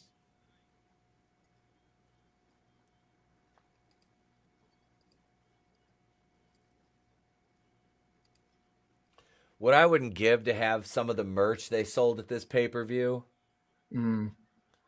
The shirts and shit. I've got a vintage Goldberg shirt that Loudy sent me from 97. It's official WCW, too. It's not like a repro or anything. Imagine getting not that vintage Goldberg boot. Fan. I got the boot that ruined Bret Hart's career. Yeah. How much is this worth? It's priceless, baby. That's Bret Hart. It destroyed his career. Yep. And his life. Yeah.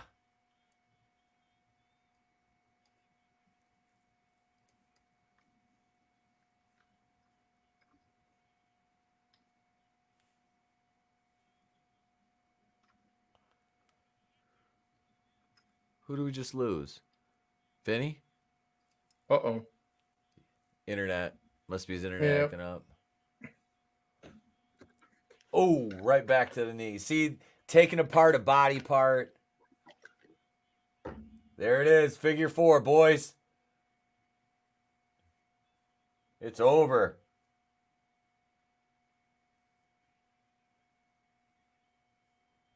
That's awesome.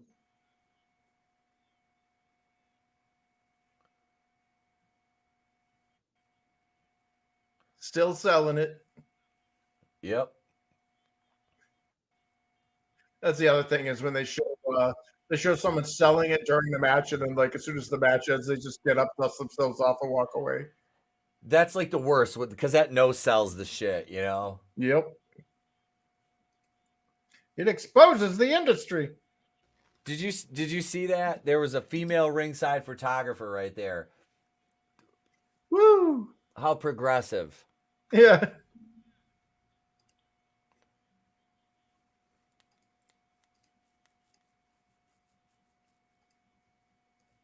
You don't have it, Vinny. I put the link back in the private chat. Thanks, man. Yeah, this thing's still a fucking wonky. Who won? Jarrett. Jarrett went over.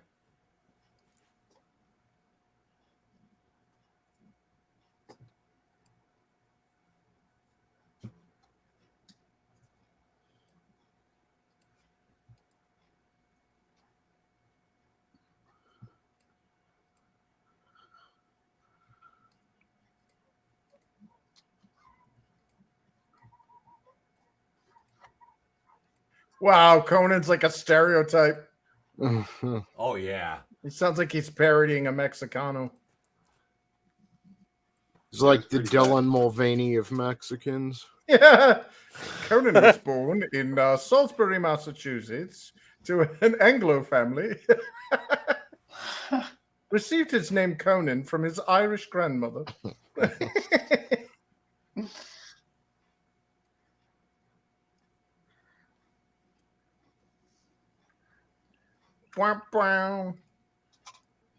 Yeah, Six would have been in the Wolf Pack if he was around. Yep. He was in DX instead. Rarasa.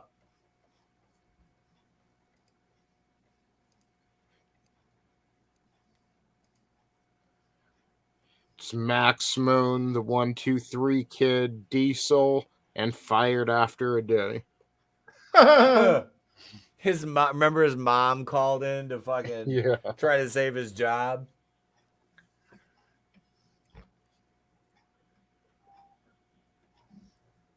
Oh, this is this Wrath and Mortis? Oh, I remember Mortis. Yep. With James Vandenberg, the sinister motherfucking minister. I liked him.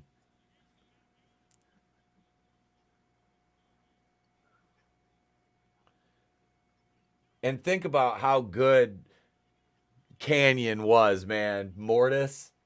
Chris Canyon was fucking amazing. It's Glacier's Mortal Kombat enemies. Yeah. Yep. By the power of Grayskull.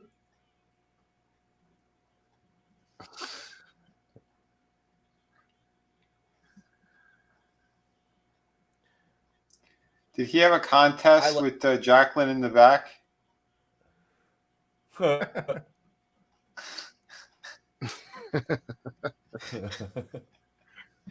he went, that's where he got the nickname, no one's better than Canyon. I was just thinking that, dude. I guess where they got who better than Canyon? Nobody, not even Miss Jackie. Oh, shit.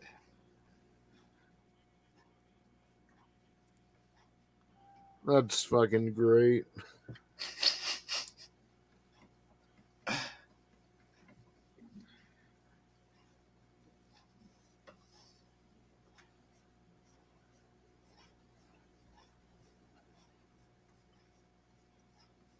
Mortis is Latin for glory hole.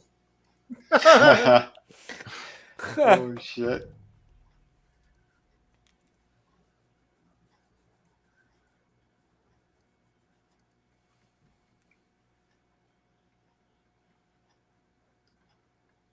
Didn't Glacier have like the most expensive intro? Yes, he like did. It cost the promotion a shit ton of money. And it was like it was a failed character because he was like Southern Fried Sub-Zero. Yeah. Yeah, but they must have sold so much merch. It was worth it, right? Yeah, all 15 cents of it. Oh, shit. All right. One of the most undervalued tag teams in WCW right here, dude.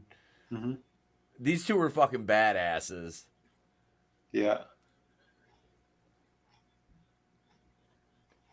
Ming was like, or Haku, he was basically like one of Undertaker's enforcers on the Bone Street crew when he was in the Fed with him. That's awesome. Like one of like legitimately the toughest men in professional wrestling ever. Like bar none. Mm-hmm. Yeah, he's a real Samoan, not that watered down Roman Reigns bullshit. Right. Or that rock pussy shit. Yeah. Yep. He's from the island. He's Oprah's enforcer now. Yeah. Bitch. pledging other people's $10,000 or $10 million. Yeah. Awful.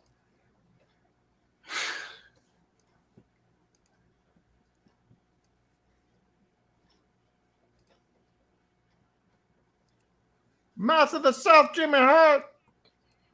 Jimmy. Yeah, he got he was immortalized in Street Fighter 2. Yeah. He's in the Balrog stage. Yeah, the boxer stage. Yeah. Jimmy Hart? Yeah. Yeah. He's even got the bullhorn and everything. Huh. Yeah, look at how tall Canyon was, like 6'5", 6'6". Jeez. Uh-huh. That's a big motherfucker. Yeah, he was like almost what? He was like 260 pounds. He's a big guy too. But he was so fucking quick. Mm-hmm.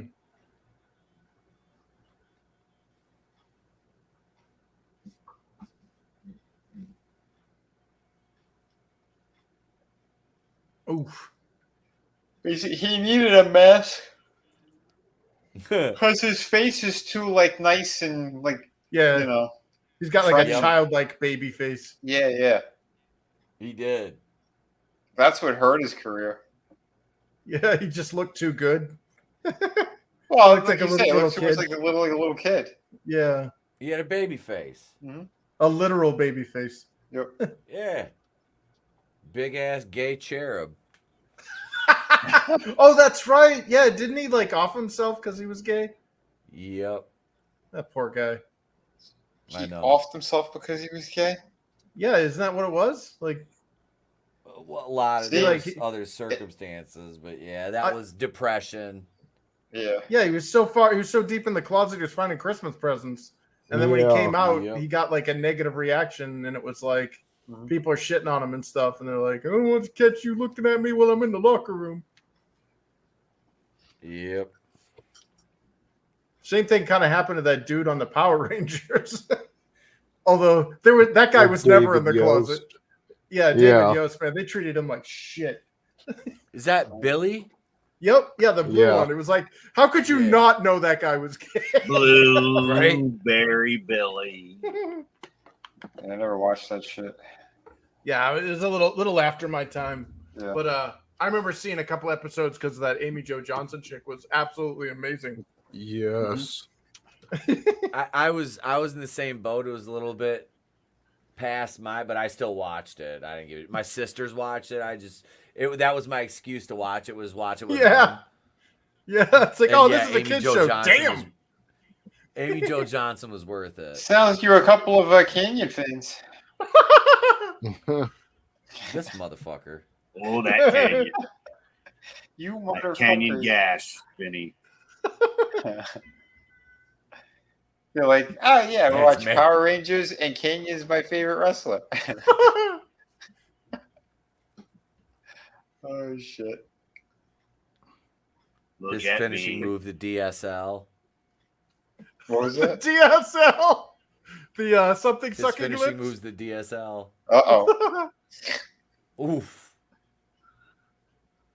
Yeah, the Barbarian was a fucking beast. Yep. But you can tell these guys are real fucking natural monsters. Oh yeah. Yeah. Yeah. Just big motherfucking dudes. Mm-hmm. I'm just saying, like, look at Ming and look at Orange Cassidy, man. I know. Yeah, right. Why you gotta bring up the light heavyweights while we're watching a normal match, Tony?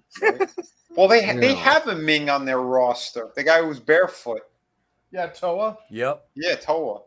Part of the Pillars of Agony or the columns of it. Yeah. It's like you guys have the recipe. You have the fucking proper wrestlers, and you won't make them shine. Like, you could give them to the fucking little pussies. Yeah, I would love to see like if they did like themed events. Like that was one of the things that WCW did amazingly well was their themed events. Like they had like this was it Bash at the Beach? Yeah. You know, they had the Halloween. Was it Halloween Havoc? Yeah, they do that in NXT now. They have War Games in NXT, Halloween Havoc, but it's like those weren't Bush League events. Well, I'd like to see like a Legends of Wrestling tribute event where like you got AEW or whatever, I don't care, like dressing up or parodying or whatever it's called, because I'm sure you can protect the trademark or whatever, or avoid all the trademark laws and just be like classic wrestlers.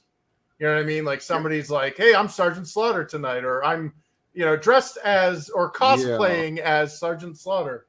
Yeah, that'd be cool. Because remember somebody cosplayed as Jury Han from Street Fighter?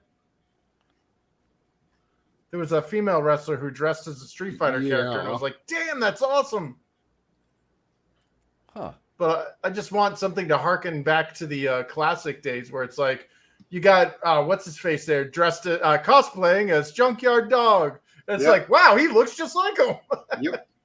There's no soul in it these days because everyone wants to be like Japanese wrestling now. So it's like, ladies, you go from, again, these larger than life characters to Ronald Martin coming out to wrestle in his white trunks, but he can go in the ring. Well, you're sitting there talking about the sizes of a lot of these wrestlers in the comparison to what they're doing over on AEW. So you're talking about your mid-sized wrestlers. You're talking about Mortis Canyon, people like that. DDP, like, don't get me wrong, DDP's tall guy, but his size, he was like a mid-sized wrestler. Now you look what a mid-sized wrestler is in AEW, you're looking at somebody like fucking Orange Cassidy or that freaking Kenny Omega. That's what they consider a mid-sized guy in their federation. And their smaller guys are like Hook, who would have gotten broken into about 10 million pieces if he showed up in those old federations back then. I mean, shit, that guy's so small, he makes Spike Dudley look big. Yeah. Can you see Hook walking into the fucking power plant in like 97 going, I want to be a wrestler? you had guys... If they were going to use him for a nail on the wall or something. Yeah. You had guys in there like the Jindrax, the O'Hares, some of these guys in there like Clark and them. I mean, they would hand him his lunch. Get the fuck out of here. Yeah. Here's my. He wasn't even big enough to be a luchador. They would have said, "Okay, kid, get in the ring." Then they would have fucking done the old Claudio move, spin him out, and thrown him into like the back row, and be like, "Okay, Rudy, pack up your shit and get out of here." Yeah, I think if he would have showed up in a power plant, they would have gave him a list of things to pick up at a McDonald's or something. Yeah, exactly. Yep. More or less. Oh, my sketchbook. Go ahead, Tom. No, I was just that's why they should have like Darby Allin as like the king of the light heavyweight division. If he would have come after any of these guys, they would have just flicked him away like a minor annoyance. Like, there ain't none of that flippy dippy shit with me. Yeah. He would have fucking killed you, you know? He's a wall. All of these guys are fucking huge compared to what they consider main eventers these days. Yeah. Bring it back to the Double or Nothing main event. Like, the combined weight in that ring was like one of these tag teams. Mm-hmm. Yeah. Yeah. Well, not only that, you're talking about the longevity. A lot of these newer breed of wrestlers, and their longevity is nowhere near what the older guys were. I mean, you show me one of these newer guys that you think is going to have a career span as long as, say, Mark Calloway, The Undertaker. Yeah, right. Yeah.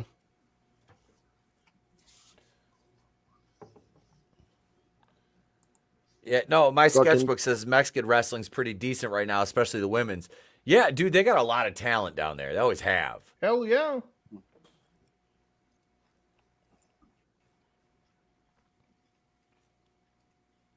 I just miss American wrestling. Good old-fashioned American wrestling. It doesn't have to be the Attitude Era. Like, yeah. I haven't seen Rolando Freeman. Rolando. No, I you know, the more like we're analyzing this, the more it makes me tend to think that it really, a lot of it is actually the lack of the commentary. Like like these guys are doing play-by-plays where you could be looking away from the computer, which I'm doing occasionally, and like I'm fully vested in this match, and I know exactly what's going on at every time. Yeah.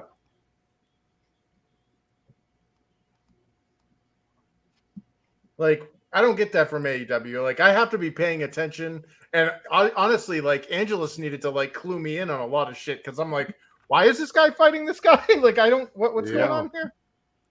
It's like, why does Big Bill not have a belt? Yeah. Why is this huge guy jobbing out for somebody that's, like, as big as his leg? But at least they finally made Orange drop the belt. Yeah. Thank God.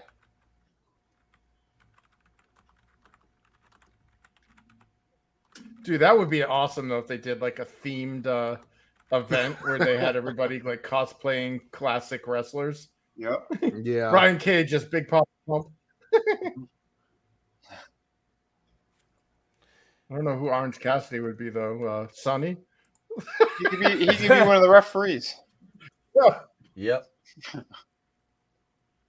He could be a young Earl Hebner. Yeah. Oh shit. Who do you think would be a good Undertaker? Oof. Probably That's a tall order Luchasaurus, right if not Kane. Mm-hmm. I would Maybe say Big Bill's Bill? a shoo-in for. He's a shoo-in for Kevin Nash, though. Oh, yeah. Oh yeah, you're right. And I say that as somebody who loved Kevin Nash in the NWO. And yeah, you got so many amazing luchadors. Everybody would go for Rey Mysterio. I mean, fuck it. The Big Show is signed with them. Have him do Undertaker. That'd be funny. Look at this shit. Twin Tongan death grips. And he's holding fucking Vandenberg up on the ropes. Shit.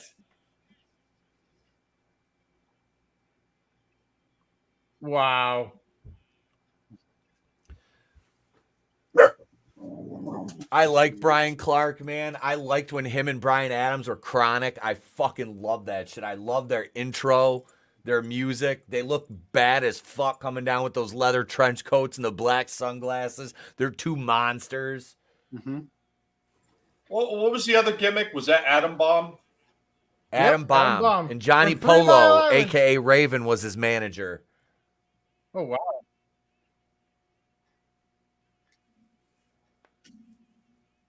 Wait, Chris Kanyon was Adam Bomb? No. Wrath, Brian Clark. Oh, shit. Raven was another great wrestling mind. Yeah. Scott Levi or whatever. Scott Levy. Yep. Levy, one of the best minds, psychology wise in the fucking business ever, bar none. He had beef with Vince, or Vince had beef with him. So when he came back to WWE, in the early millennium, Vince just kind of fucked around with him. He didn't do anything serious with him, unfortunately. Damn it. Yep. That sucks. I liked Raven. Yeah. Yeah, Vince just kept holding grudges on so many people. Hey, Tolbat. What's up? What up? He just modded some stuff for me. Sent me some games, or he's sending me some games. Yeah, I'll have to show that off to you guys. Oh, cool. Nice. It's gonna be fucking cool as hell. Raven was good wrestling mind, but sucked in the ring. I wouldn't say Raven sucked in the ring. He was proficient. His gimmick got him over more so than his in-ring work, which wasn't terrible. Well, I think that was the thing about him. I mean, Scott knew what he could do in the ring, and he kept it. He kept it as basic as possible, so he didn't overstep his bounds and put himself not only in danger, but people around him as well. Mm-hmm. Yeah.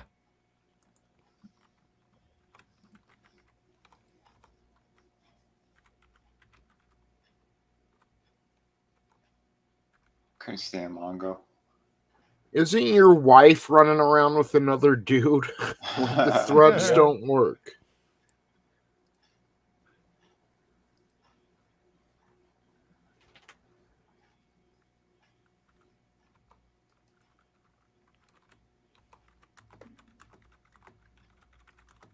Somebody needs to redub this and start introducing Benoit as the family man, Chris Benoit. Oh, shit.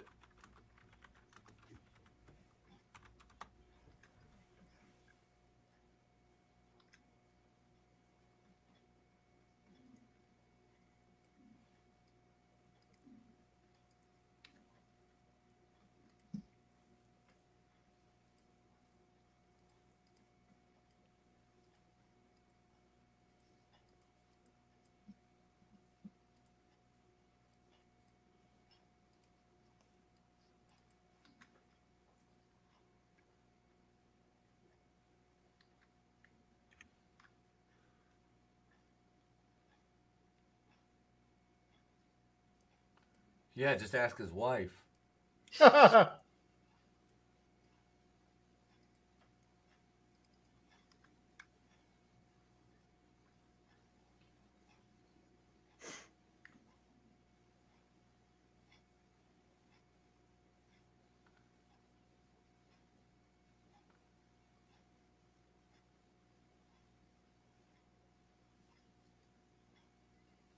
That haircut was horrible. Yeah. Whoop, whoop, whoop, whoop, whoop. You want to be a wise guy, eh?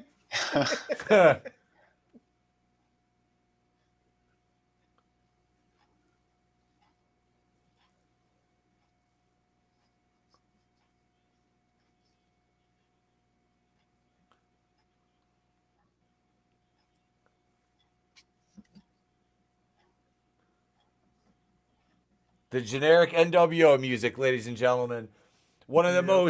Another one of the most underutilized talents, Scott fucking Norton. One of my favorites.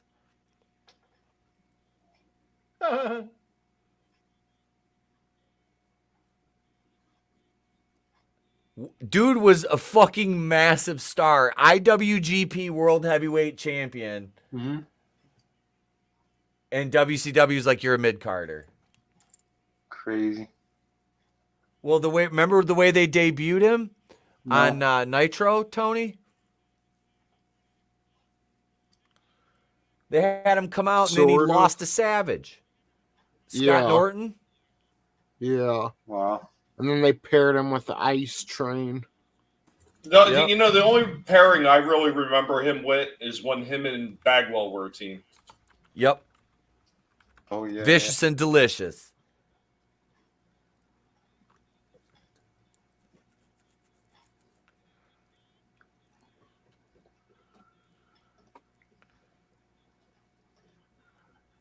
This dude too is in his last few months.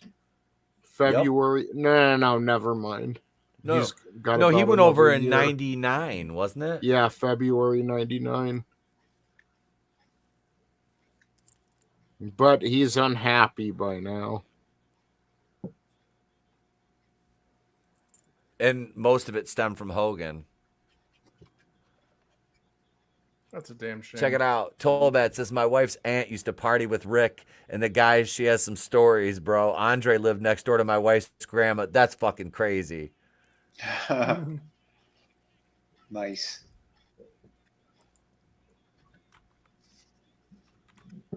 Yeah, Norton, they said he had one wrestling match at the Fed, WWE. It was a house show, and he was defeated by Bob Holly. Oh God, Sparkplug? That's horrible. Hey, we got to give a shout out to channel member Mr. Grant Gregory, member for 17 months. Roll your dogs. Hope Disco Inferno is on this one. Disco is unfortunately not on this one. And congrats to Mr. Grant Gregory for hitting 100,000 subscribers. Congratulations. Yeah, that's incredible, man. I saw that today. Congratulations, Congrats, man. Bro.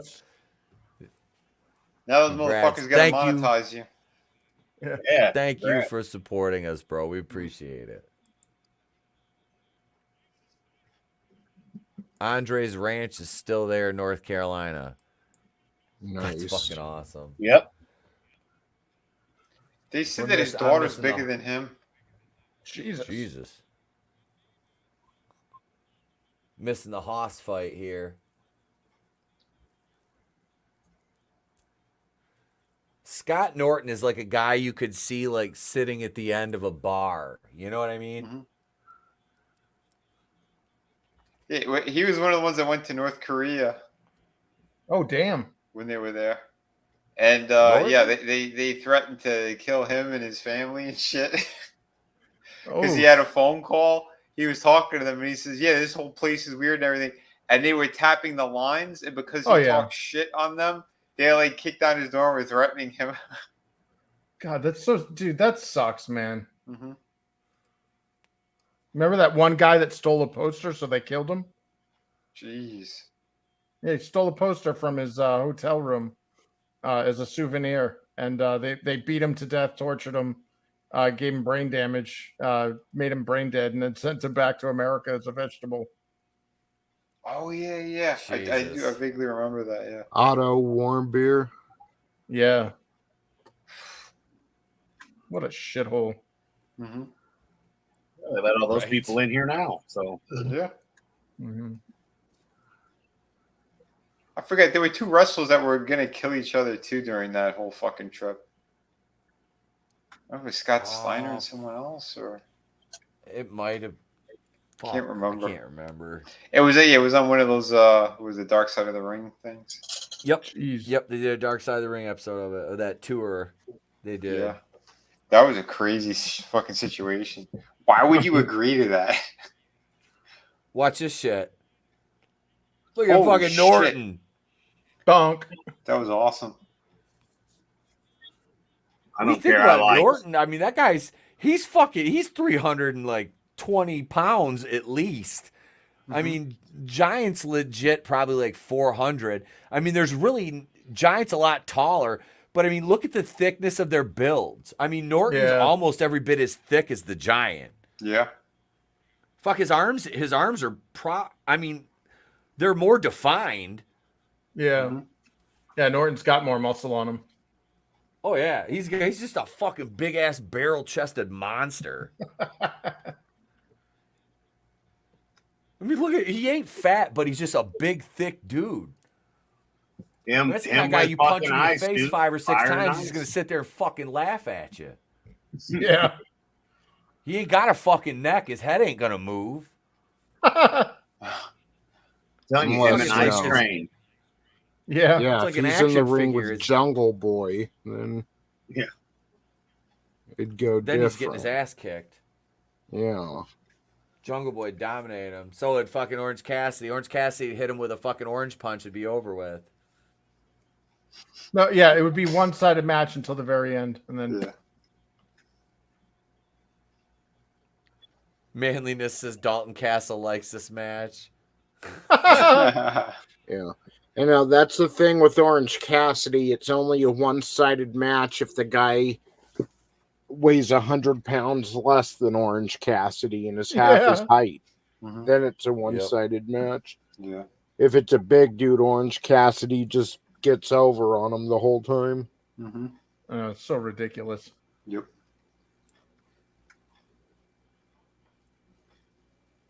Ready for this shit? Going up and over. Boom. And he fucking held him there, too. Yeah. Yeah, the last time I was posted... impressed. Oh, sorry. No, I'd say Giant posted for him, but still, Eddie, it's not like he's picking up a paperweight. No. Wait, ready? Kip up. No. That is incredible, man.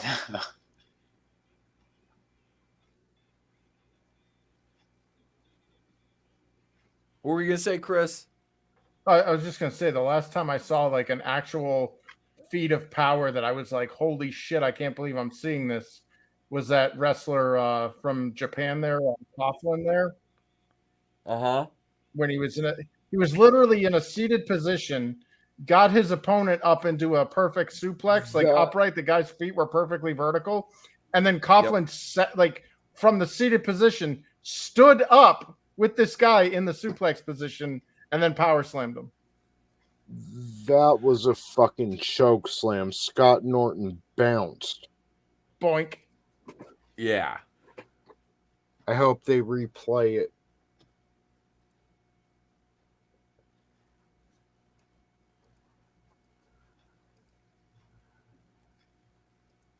Yeah, here we go. Scott Norton fucking bounces on that choke slam.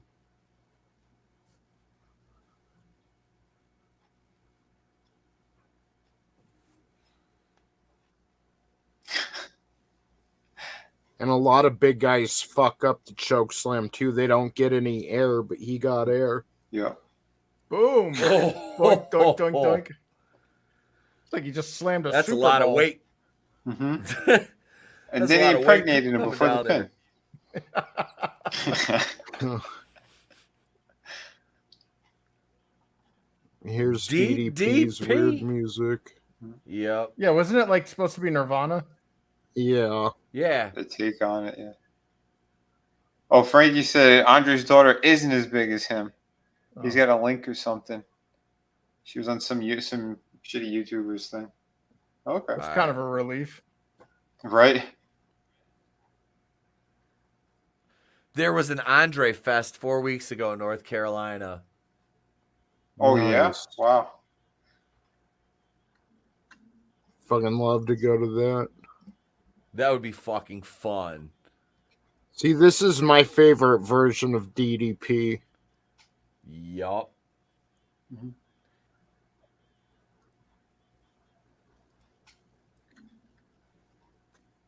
Like, they don't give him credit. WWF not only did him dirty, but again, in the Monday Night War documentary, Jim Ross says one guy was given a break in WCW during this time, and it was Goldberg. Fuck that. DDP was the people's champion. Yeah. Yep. I don't care. This is one of the best WCW theme songs. Luger's music was fucking hype. Yeah. Hell yeah. Oh, man. Weird seeing him jacked again after seeing him in the wheelchair and all atrophy. I know. The total drug addict. I mean, total package of drugs. Yep.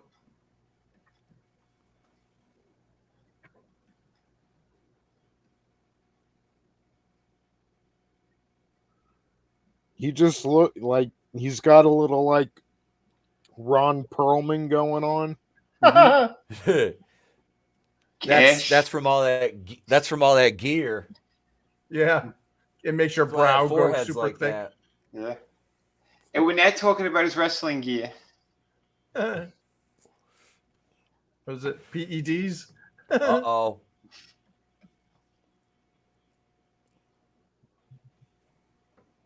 New Wakulian or Here comes my man. Ooh, both of them. Scott Hall gonna do the woo freaky to the camera. Yep. Oh yeah. God, I miss this Randy Savage too. Yeah. Look how good When he she first- looked there. Jeez. Like, Well, they were that's one divorced at thing this I'll- point. Yeah. Oh, they've been divorced for a while.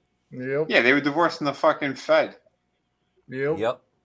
Yeah, they were actually having problems when they got married at that SummerSlam. Yeah.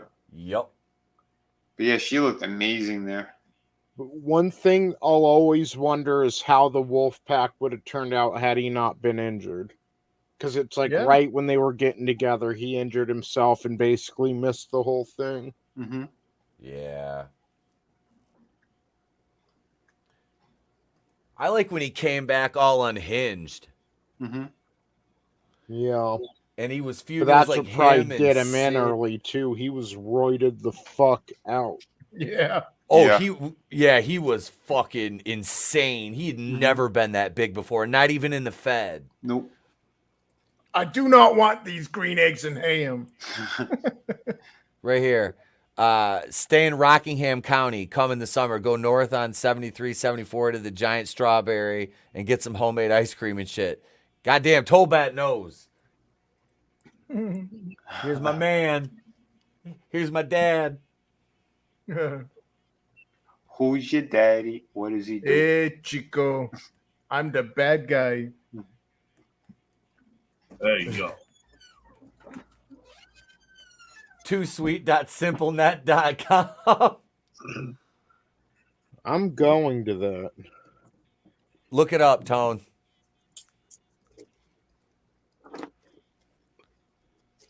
Brutal, that one's next, buddy. We're going Shakespeare next. But soft, what light through yonder window breaks? This site Oh, can't yeah. be reached. Bullshit. Buy the domain name. Let me go to angelfire.com and see what I can find. About 1,000 here animated comes. gifs.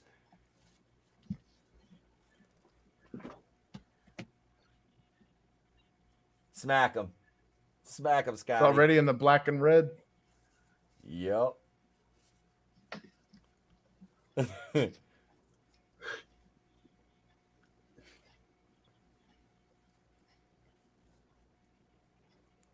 Yeah, but that's more as outsiders gear. The black and red. Yep. Not the wolf pack. Well, No, they were not tag Wolfpack. champs here. Yeah. Paul and Nash were the tag champions. Yep. Yeah, because originally Scott wasn't even part of the Wolfpack. He was still with the black and white. Yeah. Yep. Well, before they split, they'd call themselves like the Wolf Pack, and Six was part of it, and Nash and Hall. Just to kind of like make themselves stand out from the fucking huge faction the NWO would become, you know? Well, that's why it's funny because like that's kind of like what me and James did with our tag team. We were part of Team Ratings, which was basically the NWO, but our tag team was like our little faction part. It was the 1%.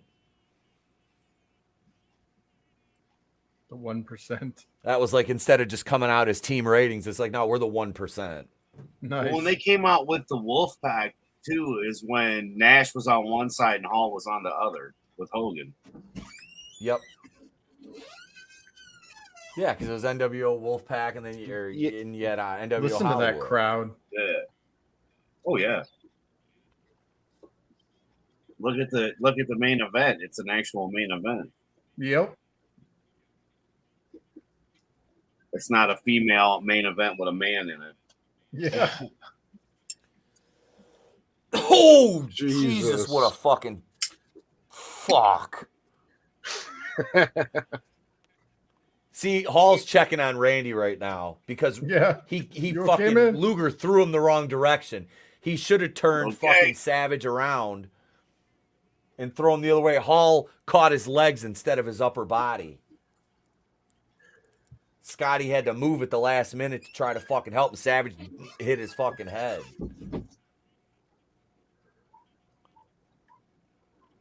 There's an extremely large amount of people in the crowd with their shirts off. Yeah. Those are the AEW wrestlers. Oh shit! I was just looking at the hard cam there. I'm like, why do all these guys have their shirts off? They're Chris Canyon fans. They're hoping to get backstage with him and a young Dalton Castle. You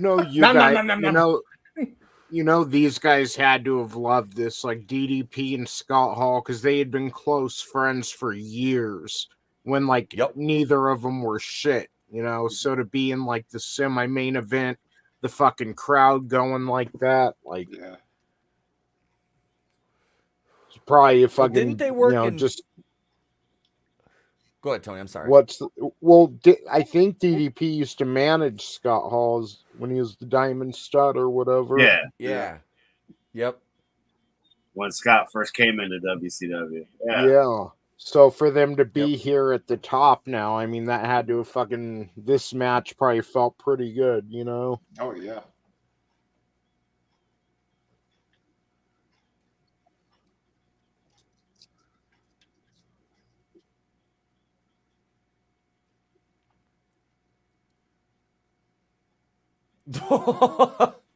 Fucking light Savage up.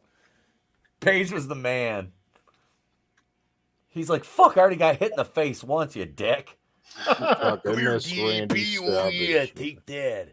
You're about to get hit in the back. Tag me in, Scott. I'm gonna fucking whip his ass. Oh, yeah. Do you guys think he ever would have appeared on WWF television again? Savage? Yeah. I think if there was money in it for Vince, he would have. Mm-hmm. If he was willing to come back, He's one of the few that didn't come back, you know. It's sad. Yeah. Well, the thing is, Macho Man, and once he made up his mind, he stuck to it no matter what. Yeah. So if he felt fucked over in a major way, he loves money, but at the same time, I don't think he would have, man. I cannot eat it in a box. I cannot eat it with a fox. Would not eat it with the WWF. It's got to be WCW or TNA. Oh yeah. I will not eat with Vince McMahon. Oh no, I will not. Sam, I am. You got to remember too how fucking infuriated Vince was with the Stephanie situation as well. Yeah, she was only 16. Yeah. Dude, 16? I'm sorry, Savage was not a good guy. And you know he did it just because it's Vince's daughter. Yep. Well, there's only one person alive that knows whether or not it's true, and she ain't gonna be opening her lips. Nope. Well, she did at one point anyway. Yeah, I was gonna say.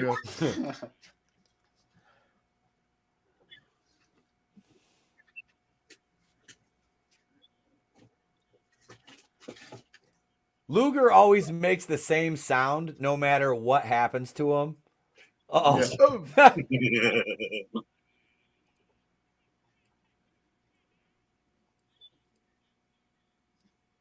Wait, this is the main event. This is the last match. So no. You got the War Games match. Oh, okay. No, yeah, you got the War Games match still. I was gonna say, you got the 2 rings. What the fuck? Luger's dead. No, he's doing a line. He's giving himself a bump.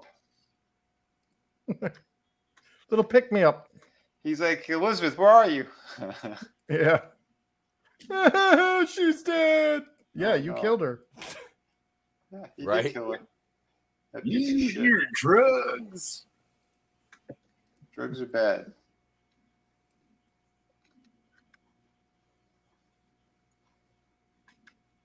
Well, you know, those drugs took his back, so he got no legs. Yeah. I know, that was so freaking weird and heartbreaking seeing that dude in a chair and he's all muscle atrophied and stuff. Yep. And to think he had one of the killer careers too for a guy that really couldn't wrestle for shit. Yeah. Well, it was all physique. It was all about his physique. Mm-hmm. Well, think about it. Hall's dead. Randy Anderson's dead. Liz is dead. Macho's dead. Yeah. Luger's almost there. Yeah. So The only one doing good is Paige. I know. Well, dude, Right? Paige is a saint, man. Well, he almost died a few years ago. Yeah. I told you that one convention, he was supposed to be there with Jake the Snake. Jake the Snake showed up and he didn't. And then we found out through Jake, he couldn't breathe or something, and they had to give him an emergency tracheotomy. Did he get the James? God, look at all. No, this is before all that shit. Oh shit. This is like maybe 2017, I want to say. But I mean, and he was okay though. They don't know what it was, but he ended up being all right. Damn, dude. Yeah, because he was in Indy in 2018. Zabisco. Oh yeah.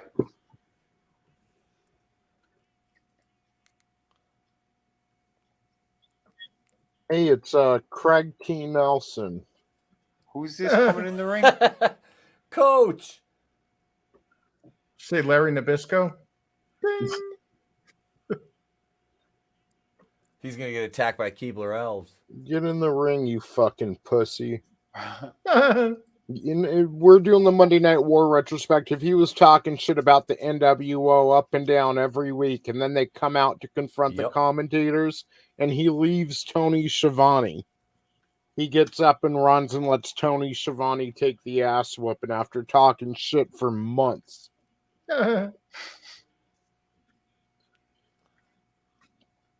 He's still in the ring. I still don't understand what happened that Luger was down for so fucking long.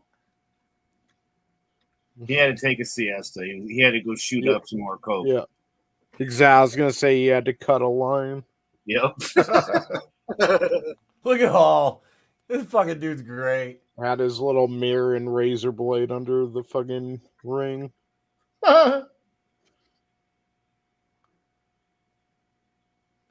Wow. The fuck? Yeah. Okay. See, that's the thing is like, how is Larry Zbyszko a referee? Yeah. I mean, I don't mind. Now I don't I mind know. the babies going over here.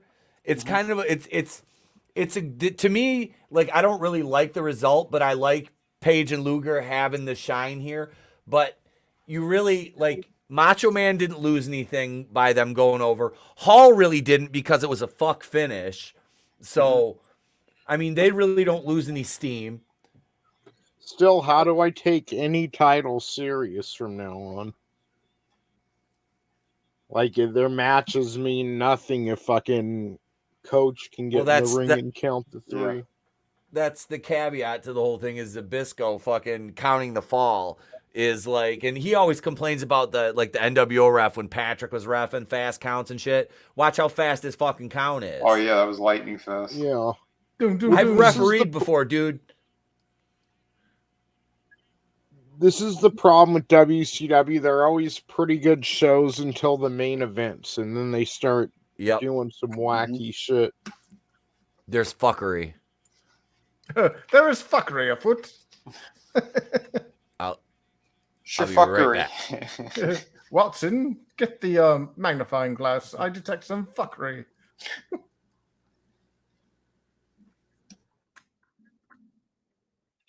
Yes, Lord Alfred Hayes. Yeah. $1.59 a minute. Stabbed him with scissors.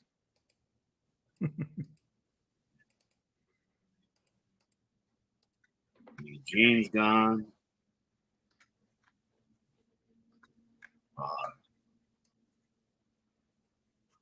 Oh, I gotta call it. What happened? How come no one's answering? It's the non-binary sex hotline now. Yeah, I know. Hello. Press 1 to turn your kids into a... No, just kidding.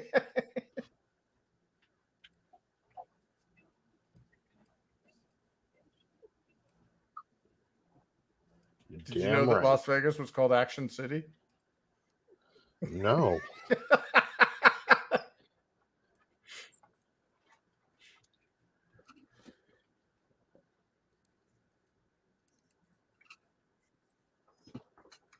Yeah.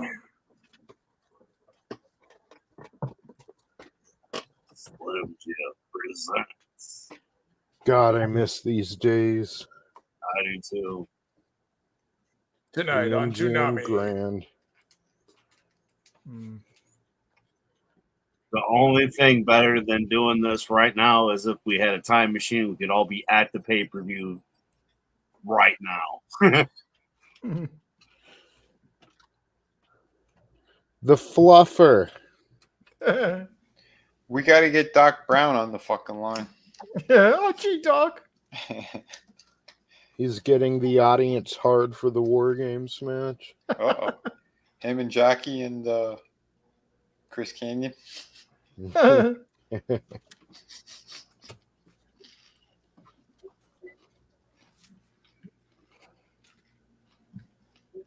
I do like this, though. They used to, like, even if there was fuckery, they made the main events feel special. And even on the big main events on Nitro.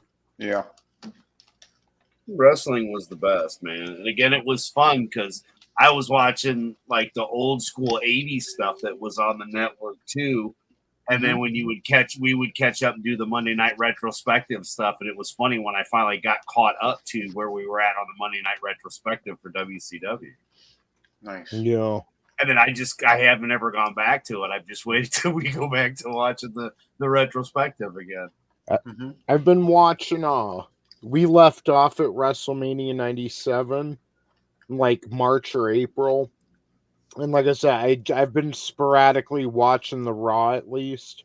I just finished the last episode in 97, and now we're in 98. We're headed towards the Royal Rumble. Nice. It's kind of sad. Shawn Michaels is like, 1998 will be the year that no one gets in our way. Yeah, except for you cripple yourself in exactly 1 month.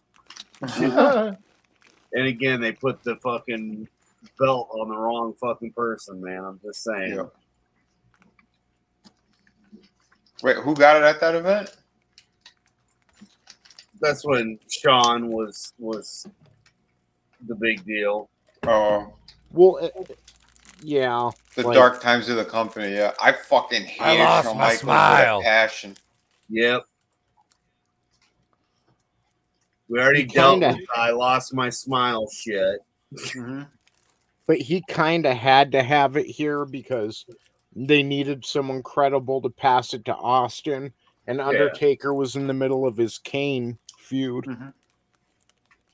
So it's like there really was no one else because they let Bret Hart go for some fucking reason. He told Bret he didn't have the money to pay his contract out, and a few months later he was paying for Mike Tyson to be at WrestleMania. Yeah. Bullshit. Oh, gee. Yeah. Well, maybe it was more along the lines he didn't have the money on hand. No, it's McMahon. He was fucking probably sleeping with those assholes. That's why. Hey, don't forget he was a Closet Canyon. Closet Canyon. And because it makes no sense. That was his top fucking guy. Yeah, that was his and you ruined it all. And him and his family know the fucking business. They had a great plan what they were going to do. He said he had no problem dropping it to Shawn later on, or on a fucking Monday night. He didn't give a shit. But they ruined the whole event. They fucking did that whole botch finish like that and embarrassed them. Embarrassed the whole fucking company. And act like a bunch of pussies, every last one of them.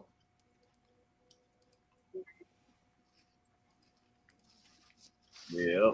War games. Ridiculous. Shall we play a game? And Manless there too. And they let Owen Hart go too. Yep.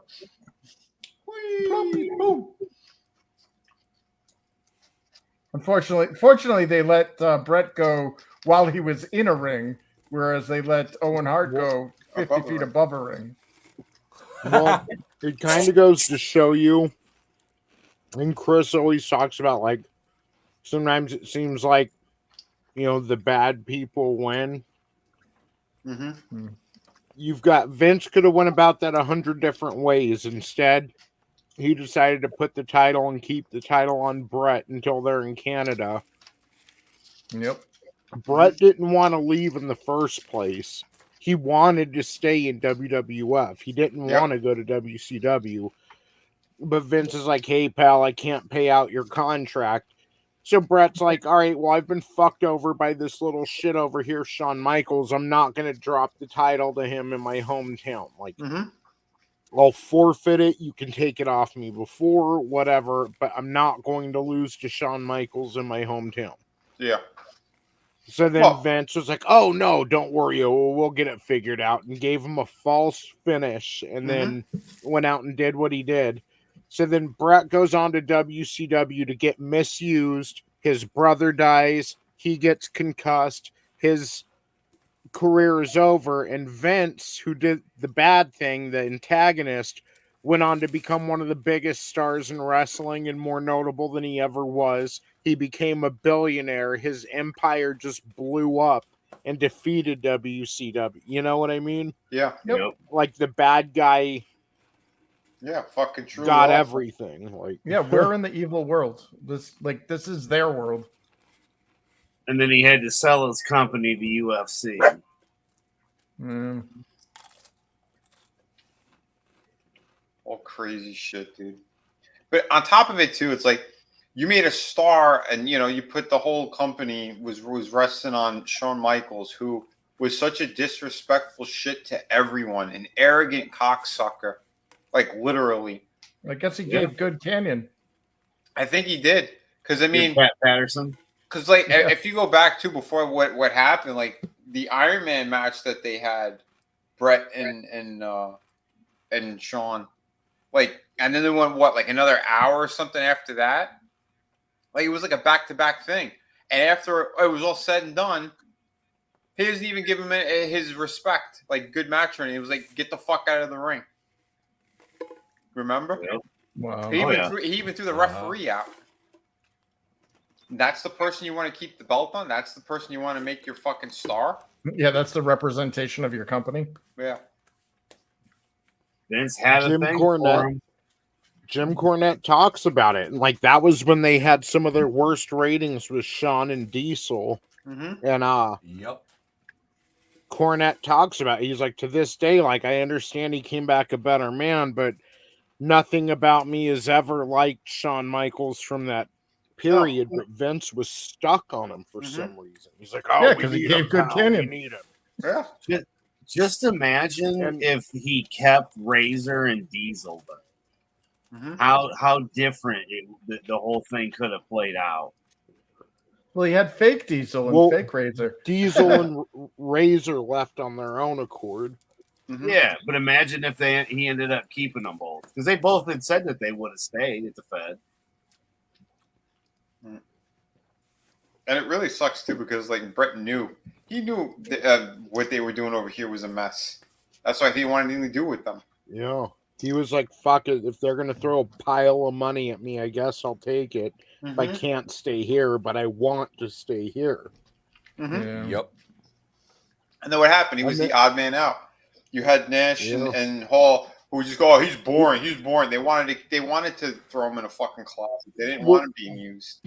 That was one of WCW's biggest mistakes. Is like they had the absolute hottest commodity in wrestling at that point. Yep. And didn't know what to do with them. Nope. No, it's not that they didn't know what to do with them.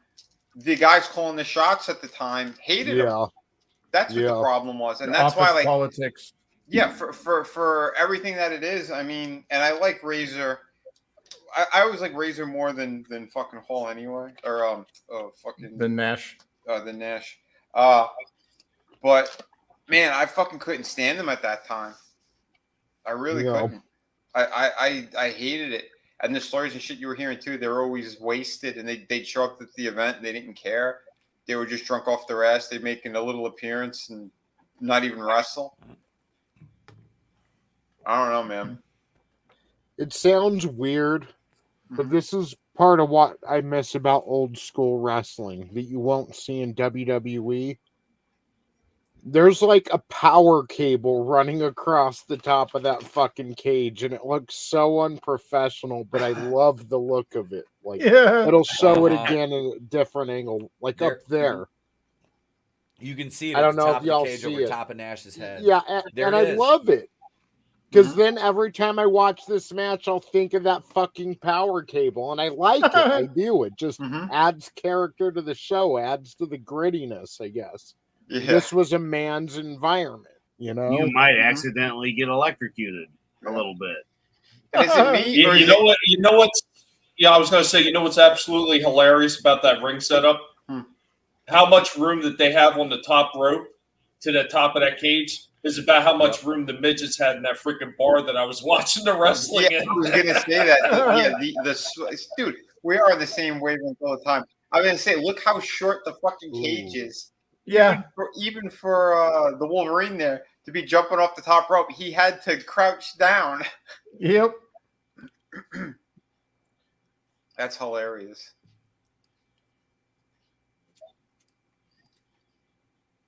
And I'll be honest too, I've never watched any of their pay-per-view stuff. Who, WCW? Yeah, this is the first time I'm watching any of them. Generally enjoyed Nitro more than a lot of the pay-per-views, at least when it came to main events, but Yeah. Yep. Yeah, I was like never able to get the pay-per-views, and the ones that I seen at the Fed were just, again, they were always so big, we'd see them on VHS and shit when we were kids. But like during this era, that was the thing about WCW though, and that was Bischoff's whole thing. He invested a lot more time in the Monday night show with the ratings because he was more concerned about ratings more than anything. Mm-hmm. Yep.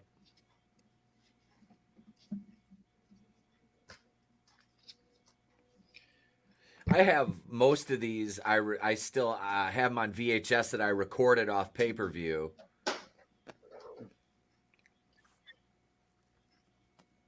I miss these days when you'd get like a Clash of the Champions on a Tuesday a few times a year, and it'd be like, oh, like a bonus treat of wrestling, you know? And AEW kind of does that. They'll like do a special show like following Rampage or something, but yeah, I like it when they do that, when they have special like Tuesday events or just something like that. It's like WWE used to do Tuesday in Texas. WCW had Clash of the Champions, right? Yeah, like that kind of thing. Yeah, I like that. Like that's something the Fed doesn't do at all anymore, really.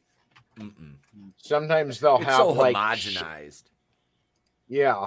Now that they have their own network or whatever, their own streaming platform and shit, like they might do impromptu shows, or like we get to watch an England pay-per-view at noon or something, which is cool. But because back in the day, they just would have pre-recorded it and shown it to us at the normal, 8 o'clock time or whatever. Yep. Yeah.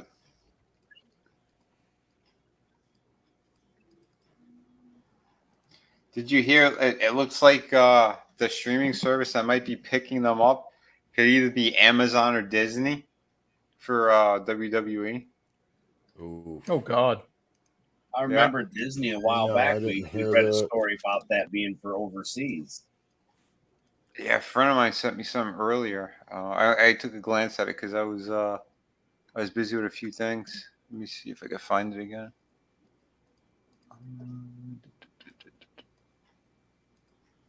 Because monopolies don't exist.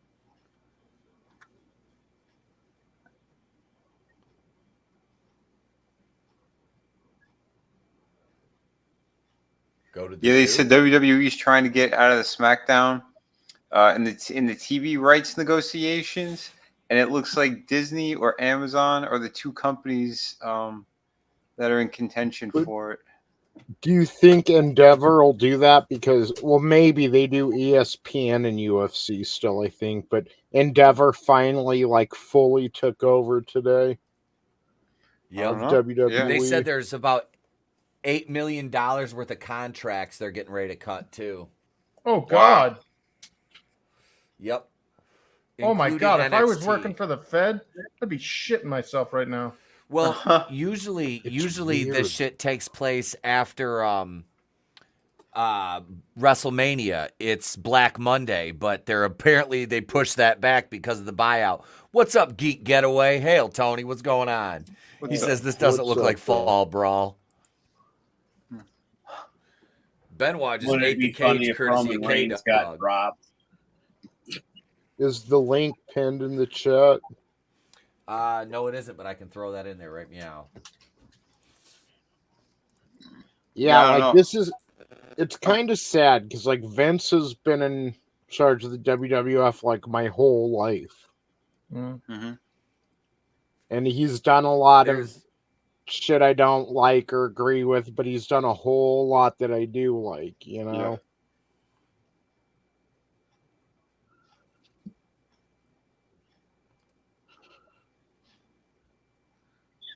Your body slams don't hurt because your chick is with another dude.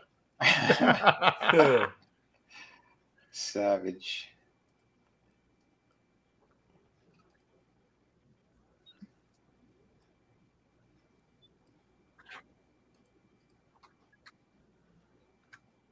My man possessed. I'm sorry, that haircut made freaking Flair look like a little weenie. Looks like Mo from the Three Stooges. Mm-hmm.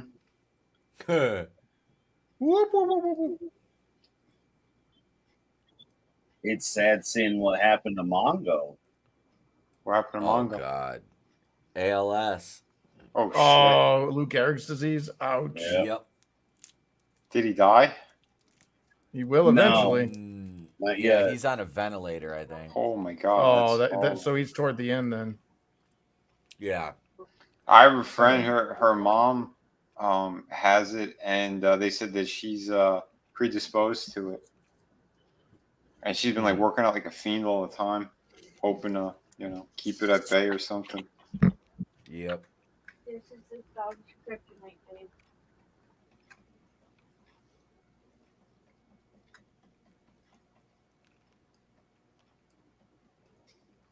Take that, Marcus Alexander Bagwell. male gigolo. Yeah, didn't he become like a gigolo or something? Yep, he was on that show Gigolo House. Good God. So it was all like these old ladies all salivating over him? Yeah, when they'd hire him, he'd come over with a couple of these VHS tapes. They go, "Look at me in my prime." And then they get it Just on. picture that. Oh.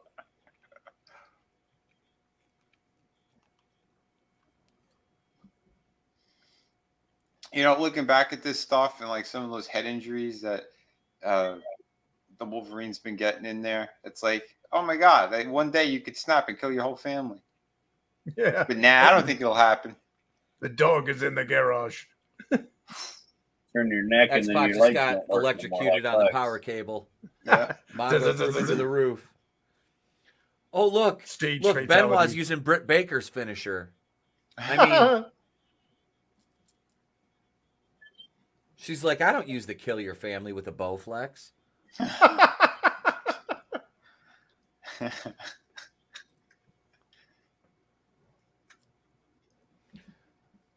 I can't figure out why X-Pac, or I call him X-Pac, 6 is wrestling in jeans. Yeah, I was going to say that.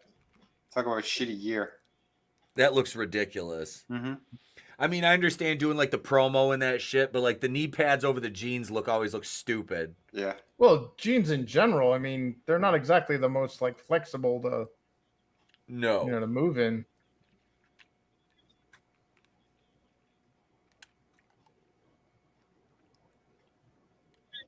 He was probably so drunk before the show that he shit his pants. That's why he's out there in his jeans. Yeah. Yeah, he's like, oh shit. All I got left are my fucking Lees. Or my Levi's. At least it was the perfect turd. Right? Oh my God. Yeah, he's shitting a cup under that fucking ring.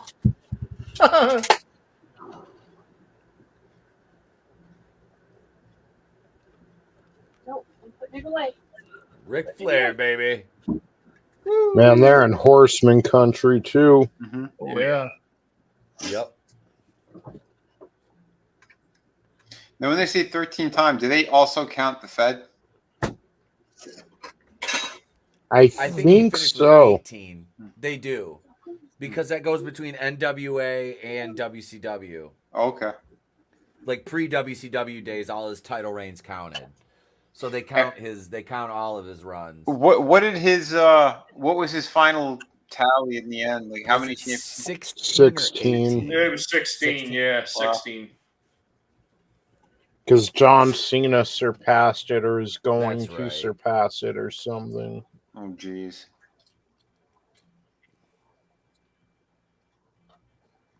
Yeah, and then Jon Stewart stopped him from doing it and helped Flair win. Yeah, that was when we had good. Well, I remember.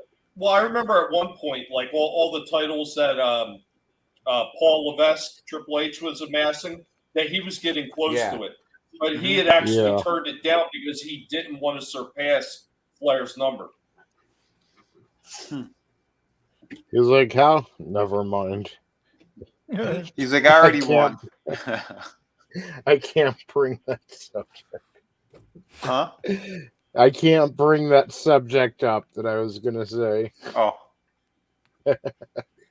But I'll go with my plan B. Yeah, he got the WWE, so he didn't need to surpass the 16 title.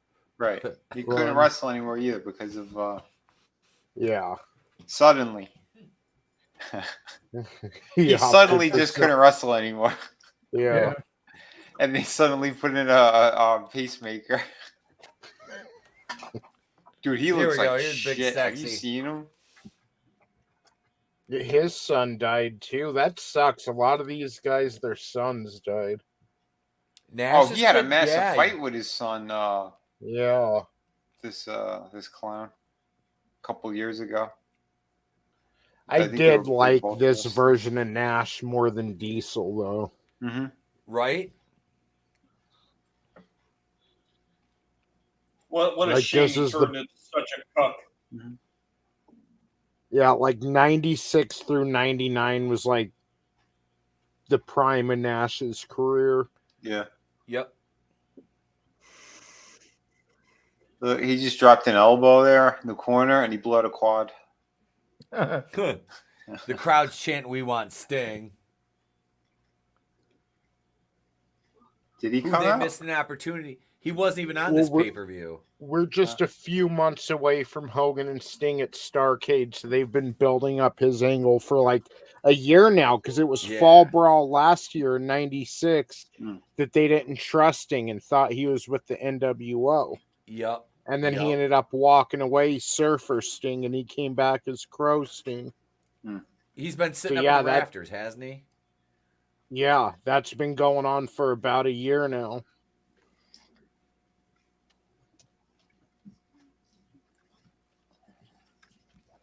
Talk about commitment to a fucking angle, man. They paid him to sit in the rafters. Mm-hmm.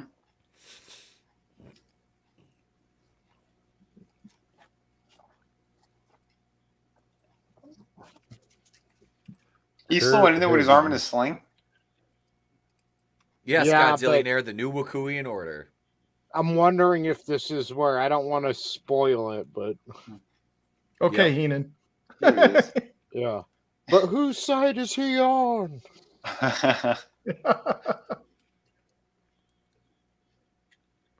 He's going to go Ralphie from The Sopranos and hit Georgie in the eye. Yeah.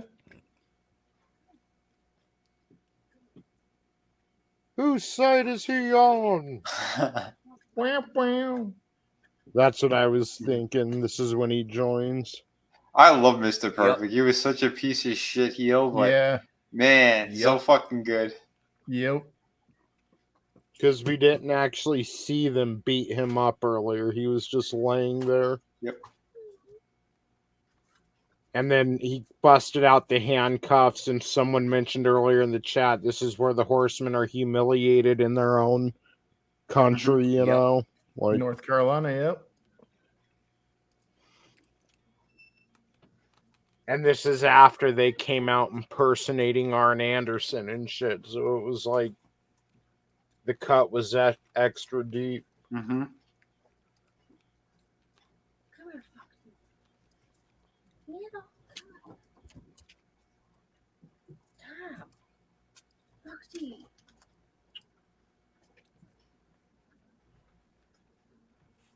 Yeah, the Horsemen should have went over in this as much as I love the NWO.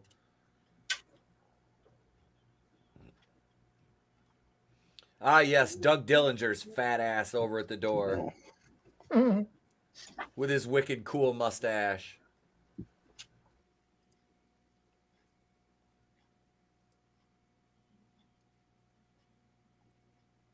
Got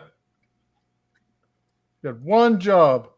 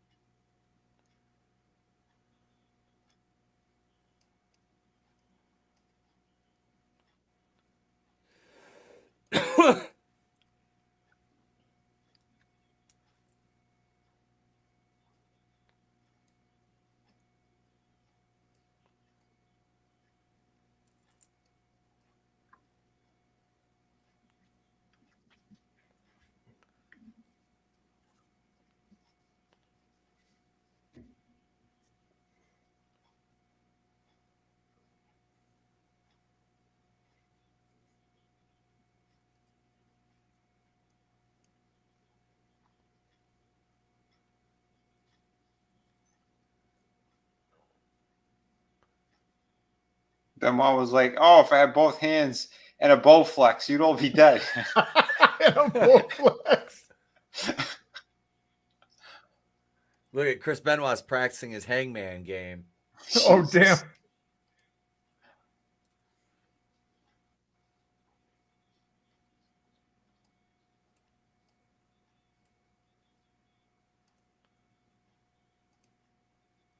Sit.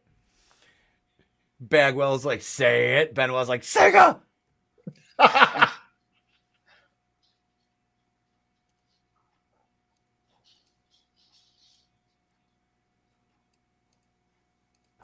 Mike Lindell hands Benoit a pillow. Shit. Vinny, Mike Lindell's under the ring. Yeah, Mike Lindell comes out like Undertaker under the fucking I ring. was just going to say that. He busts out through the apron. Oh, yeah. He's dragging him to my pillow hell. Yeah. Lumpy pillow, asshole. Yeah. Don't ever call my pillow a lumpy pillow. Oh, shit.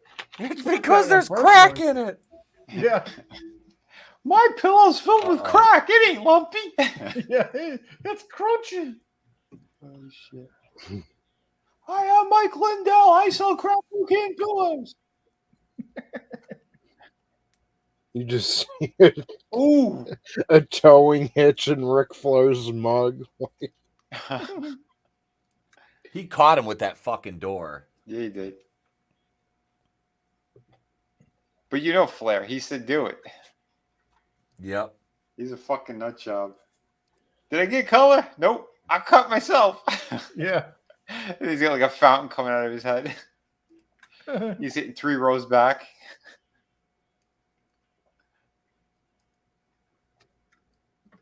And for Nash to have said it like that, that was all his idea. Yep. How great would that be if we destroy them in their own backyard? See, and this is why Hogan should have lost to Sting at Starrcade. Like, clean. Yep. No shenanigans.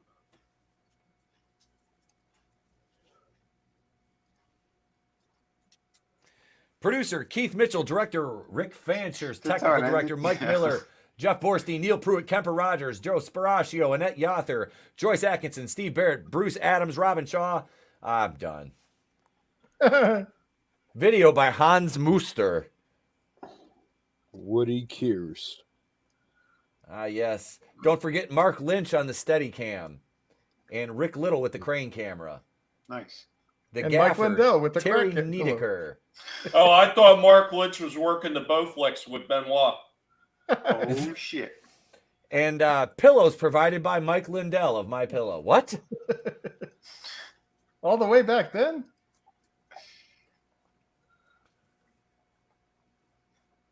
Yes, that, folks, was WCW Fall Brawl War Games 1997. What did you guys think of the card? I thought that was actually a solid fucking card for for a good pay-per-view. I mean, up and down, you started out with Guerrero and Jericho went into the Steiners and Harlem Heat.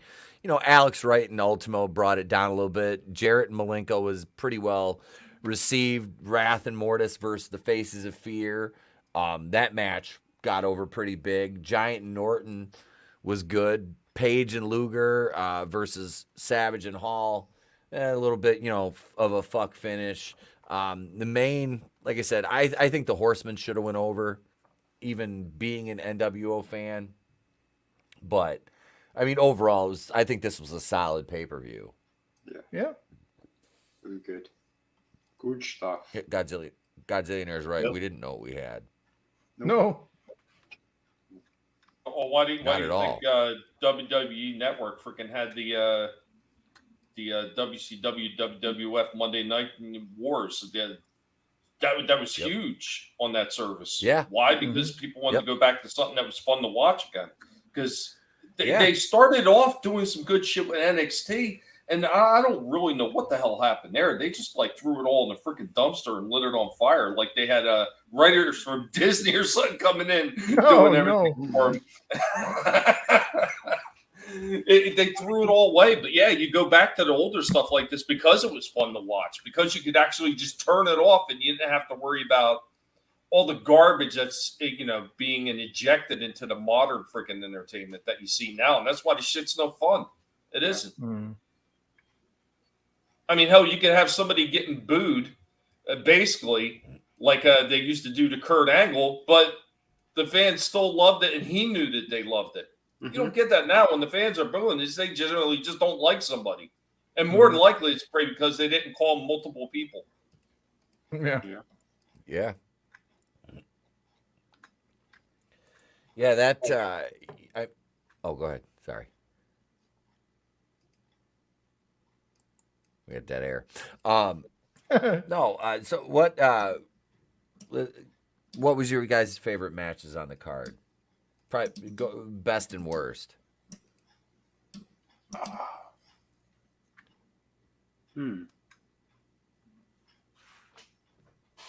I mean, honestly, the best match on the card, in my opinion, was, I hate to say it was the opener, but it was almost Jericho and Guerrero. Yeah, that was a really good one. And the follow-up was pretty good, too. Yeah, Steiners and Harlem Heat. Yeah, you start out with almost a half hour of solid fucking wrestling to kick your card off. And then, like I said, Wright and the Dragon went 1843. The main event was 1938. I mean, and then your other times, Jarrett and Malenko were 1453, Wrath and Mortis versus Faces of Fear 1222, Norton and Giant 527, Page and Luger versus Savage and Hall was 1019. Yeah, I think maybe I like the Giant match. I mean, seeing two big guys like that, the opener was fantastic. I say maybe between that and the Giant. Maybe the weakest one, I mean, I'd say it was the War Games, just because the finish. Yeah. I think they fucked that up. I mean, personally, myself, the two tag team matches are the matches that stood out to me. But I give the nod to the Harlem Heat and Steiner one, just because those guys, all four of them, are so damn good in the ring, and there wasn't a dead moment in that match. And I tip my hat to that being the absolute best one, honestly. And, once again, it's probably most of you are going to say the same thing, probably, is the Wright and Ultimo Dragon. That one, I was ready to fall asleep watching. Yeah. They were good, but, it was long. I don't know. I was never a fan of Ultimo Dragon. I hated the fucking gear. Yeah, he's a good little technical wrestler and all that shit, and he could do his bouncy shit, but I don't know. I wasn't a big fan. But yeah, I don't know. I still think that the last match they fucked it up. Yeah. Oh shit. Yeah. Oh yeah. It's only lumpy because of the body parts inside the pillow. Xanax. Holy shit. Yeah, that the dragon match with Wright, that could have been shortened up by about. They should have. You know what? I know it's the TV title, and on the Nitros it was only 10 minutes was TV time.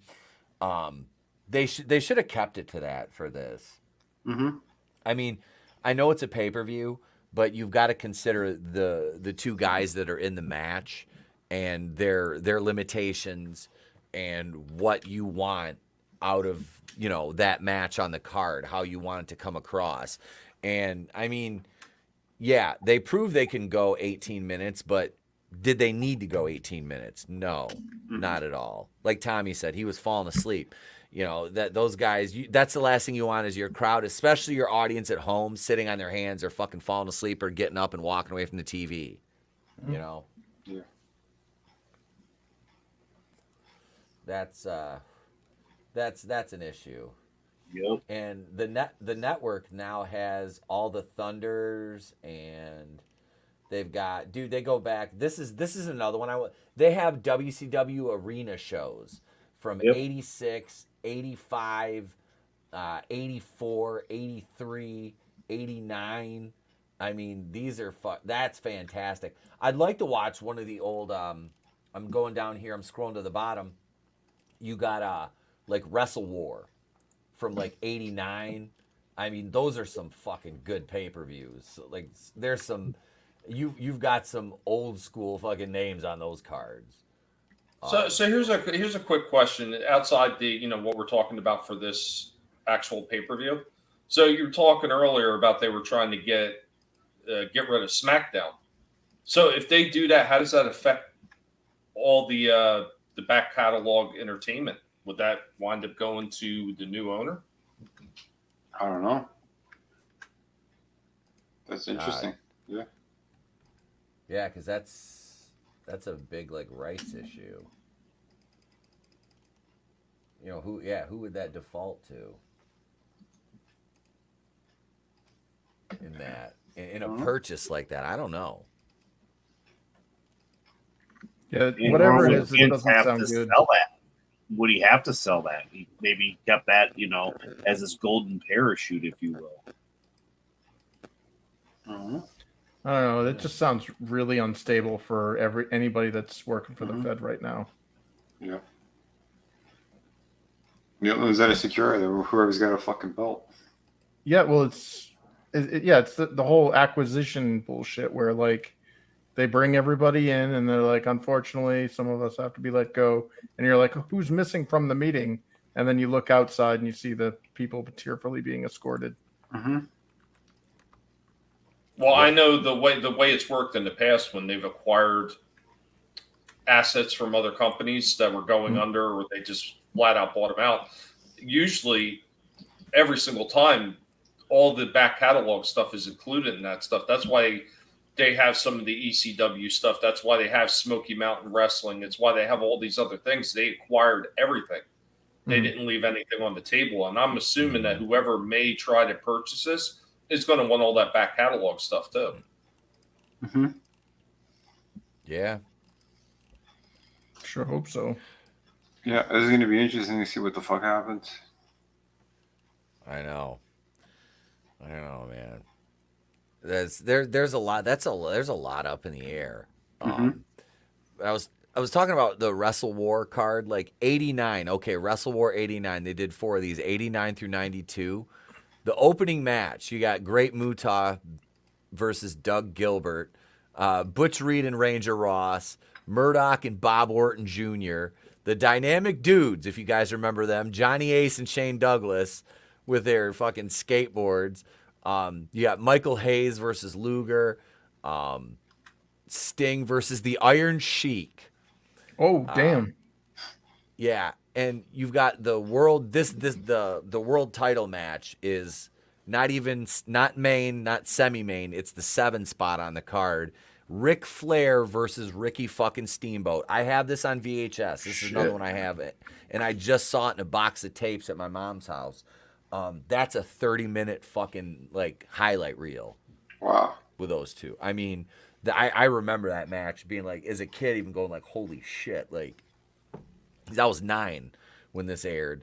Then you got Road Warriors versus the Varsity Club, Mike Rotunda and Dr. Death, and the main event was Eddie Gilbert and Rick Steiner beating the other half of the Varsity Club, Dan Spivey and Kevin Sullivan, for the NWA United States Tag Team Championships. And then the match before that was the World Tag Team Championships. You had the World Heavyweight Championship in the 7 spot, the World TV title in the 6 spot, the U.S. Heavyweight title in the 5 spot. I mean, your last 5 matches of the night are all fucking title matches. Damn. I was picking up dog shit when you mentioned the dynamic dudes. How Thank fitting. The dynamic How fitting. Well, you mentioned Johnny Ace, and I Yeah. just had to shudder. That's Yeah, that's the dude. Bella Twins' father-in-law, Oh yeah. also known as John Laurinaitis.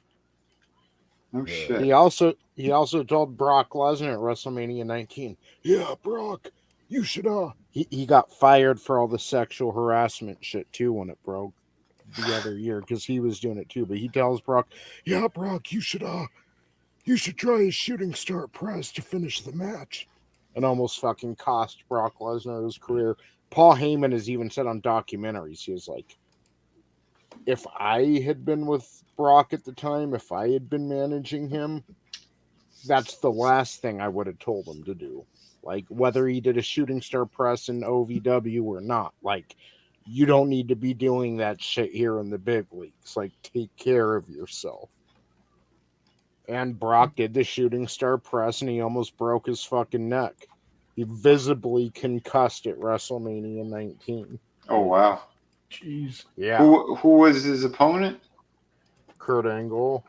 Wow. Here, I'll pull it up on YouTube. Well, I guess we can't play it right now, but when we go off the air, I'll show it. Yeah. Holy shit. There's another good one. We got fucking WCW Capital Combat 1990. That's another good one right there. It's a Midnight Express. I mean, fucking you got the Road Warriors and a very, very young I believe this was right around maybe his 2nd or 3rd pay-per-view for WCW, but a young man by the name of Mark Callis with his manager Teddy Long defeating Johnny Ace in a singles match. Wow. Yeah, Shit, Undertaker. Yeah. Undertaker, because he came in as one of the God, what was it? He was Skyscrapers. Skyscrapers, because he was partnered with Dan Spivey, and because it was Sid and Spivey, and then Sid got hurt, and Undertaker came in to take his place. Well, you remember when he faced him in that match, it wasn't called the Heart Punch back then. It was called the Career Ender. Yep. I almost forgot about that. He used that as a finisher at one point, the Heart Punch. Shit. But this has been fun, gang. Thank you, everybody in the chat. Godzillionaire, Manliness and Motivation, Geek Getaway, Brutal Morningwood, Tollbat, Frankie Knows, and thank you, Tollbat, for hooking me up with the games, brother. I appreciate it. My Sketchbook 340, again, congrats to Mr. Grant Gregory on hitting 100K, and thank you for being a channel member, sir. We appreciate you. Man, everyone remembers Disco Inferno. Yeah. Yep. Great wrestler. He really was. He really. He's very technically proficient. He was funny. I like listening to the podcast with him and Conan. I really do. Carl was here. Zombie Box Reviews. Tina Bojan. Keely Chow. Mexican Panzer. Hicks Villain. Angelus Gashton was here. Thank you, everybody. Who's that? Lou Sasshole. Yeah, so thank you, everybody. We appreciate you. We'll be back tomorrow night with Holy Shit News. There'll be another Tina Bojan sock puppet. We know you're Lou. Man. Yeah. Macho Man will be back tomorrow, folks. That's it, gang. Thank you. Until tomorrow night, I'm Etep Okuian from the Place to Be Reviews. We have been here with all of yous. If we don't see you, have a great day, a pleasant tomorrow. We will catch you on the next one. Life moves pretty fast. Tommy. Go ahead, Tommy. Go ahead. Use lube, people. Use lube. Life moves pretty fast. You don't stop and look around once in a while, you could miss it. You might hit a guy and kill him. Then the fade away. I could do this all. But you're famous, so your lawyers will get you off and you'll have a career and marry a horse. I'll get you off. Very much. You know, Sex what in you the gotta salt watch lick. out for is you gotta watch out for Splenda packets. And Pat Patterson.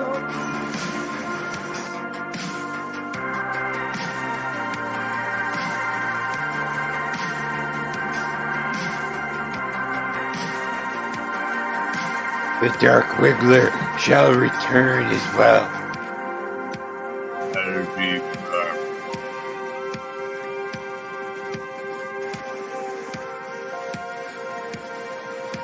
You're pushing your luck, little man. No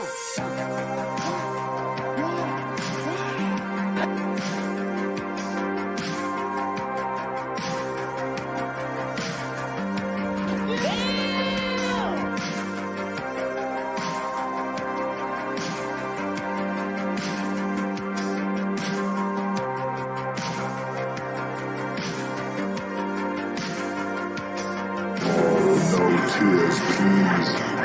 It's a waste of good suffering.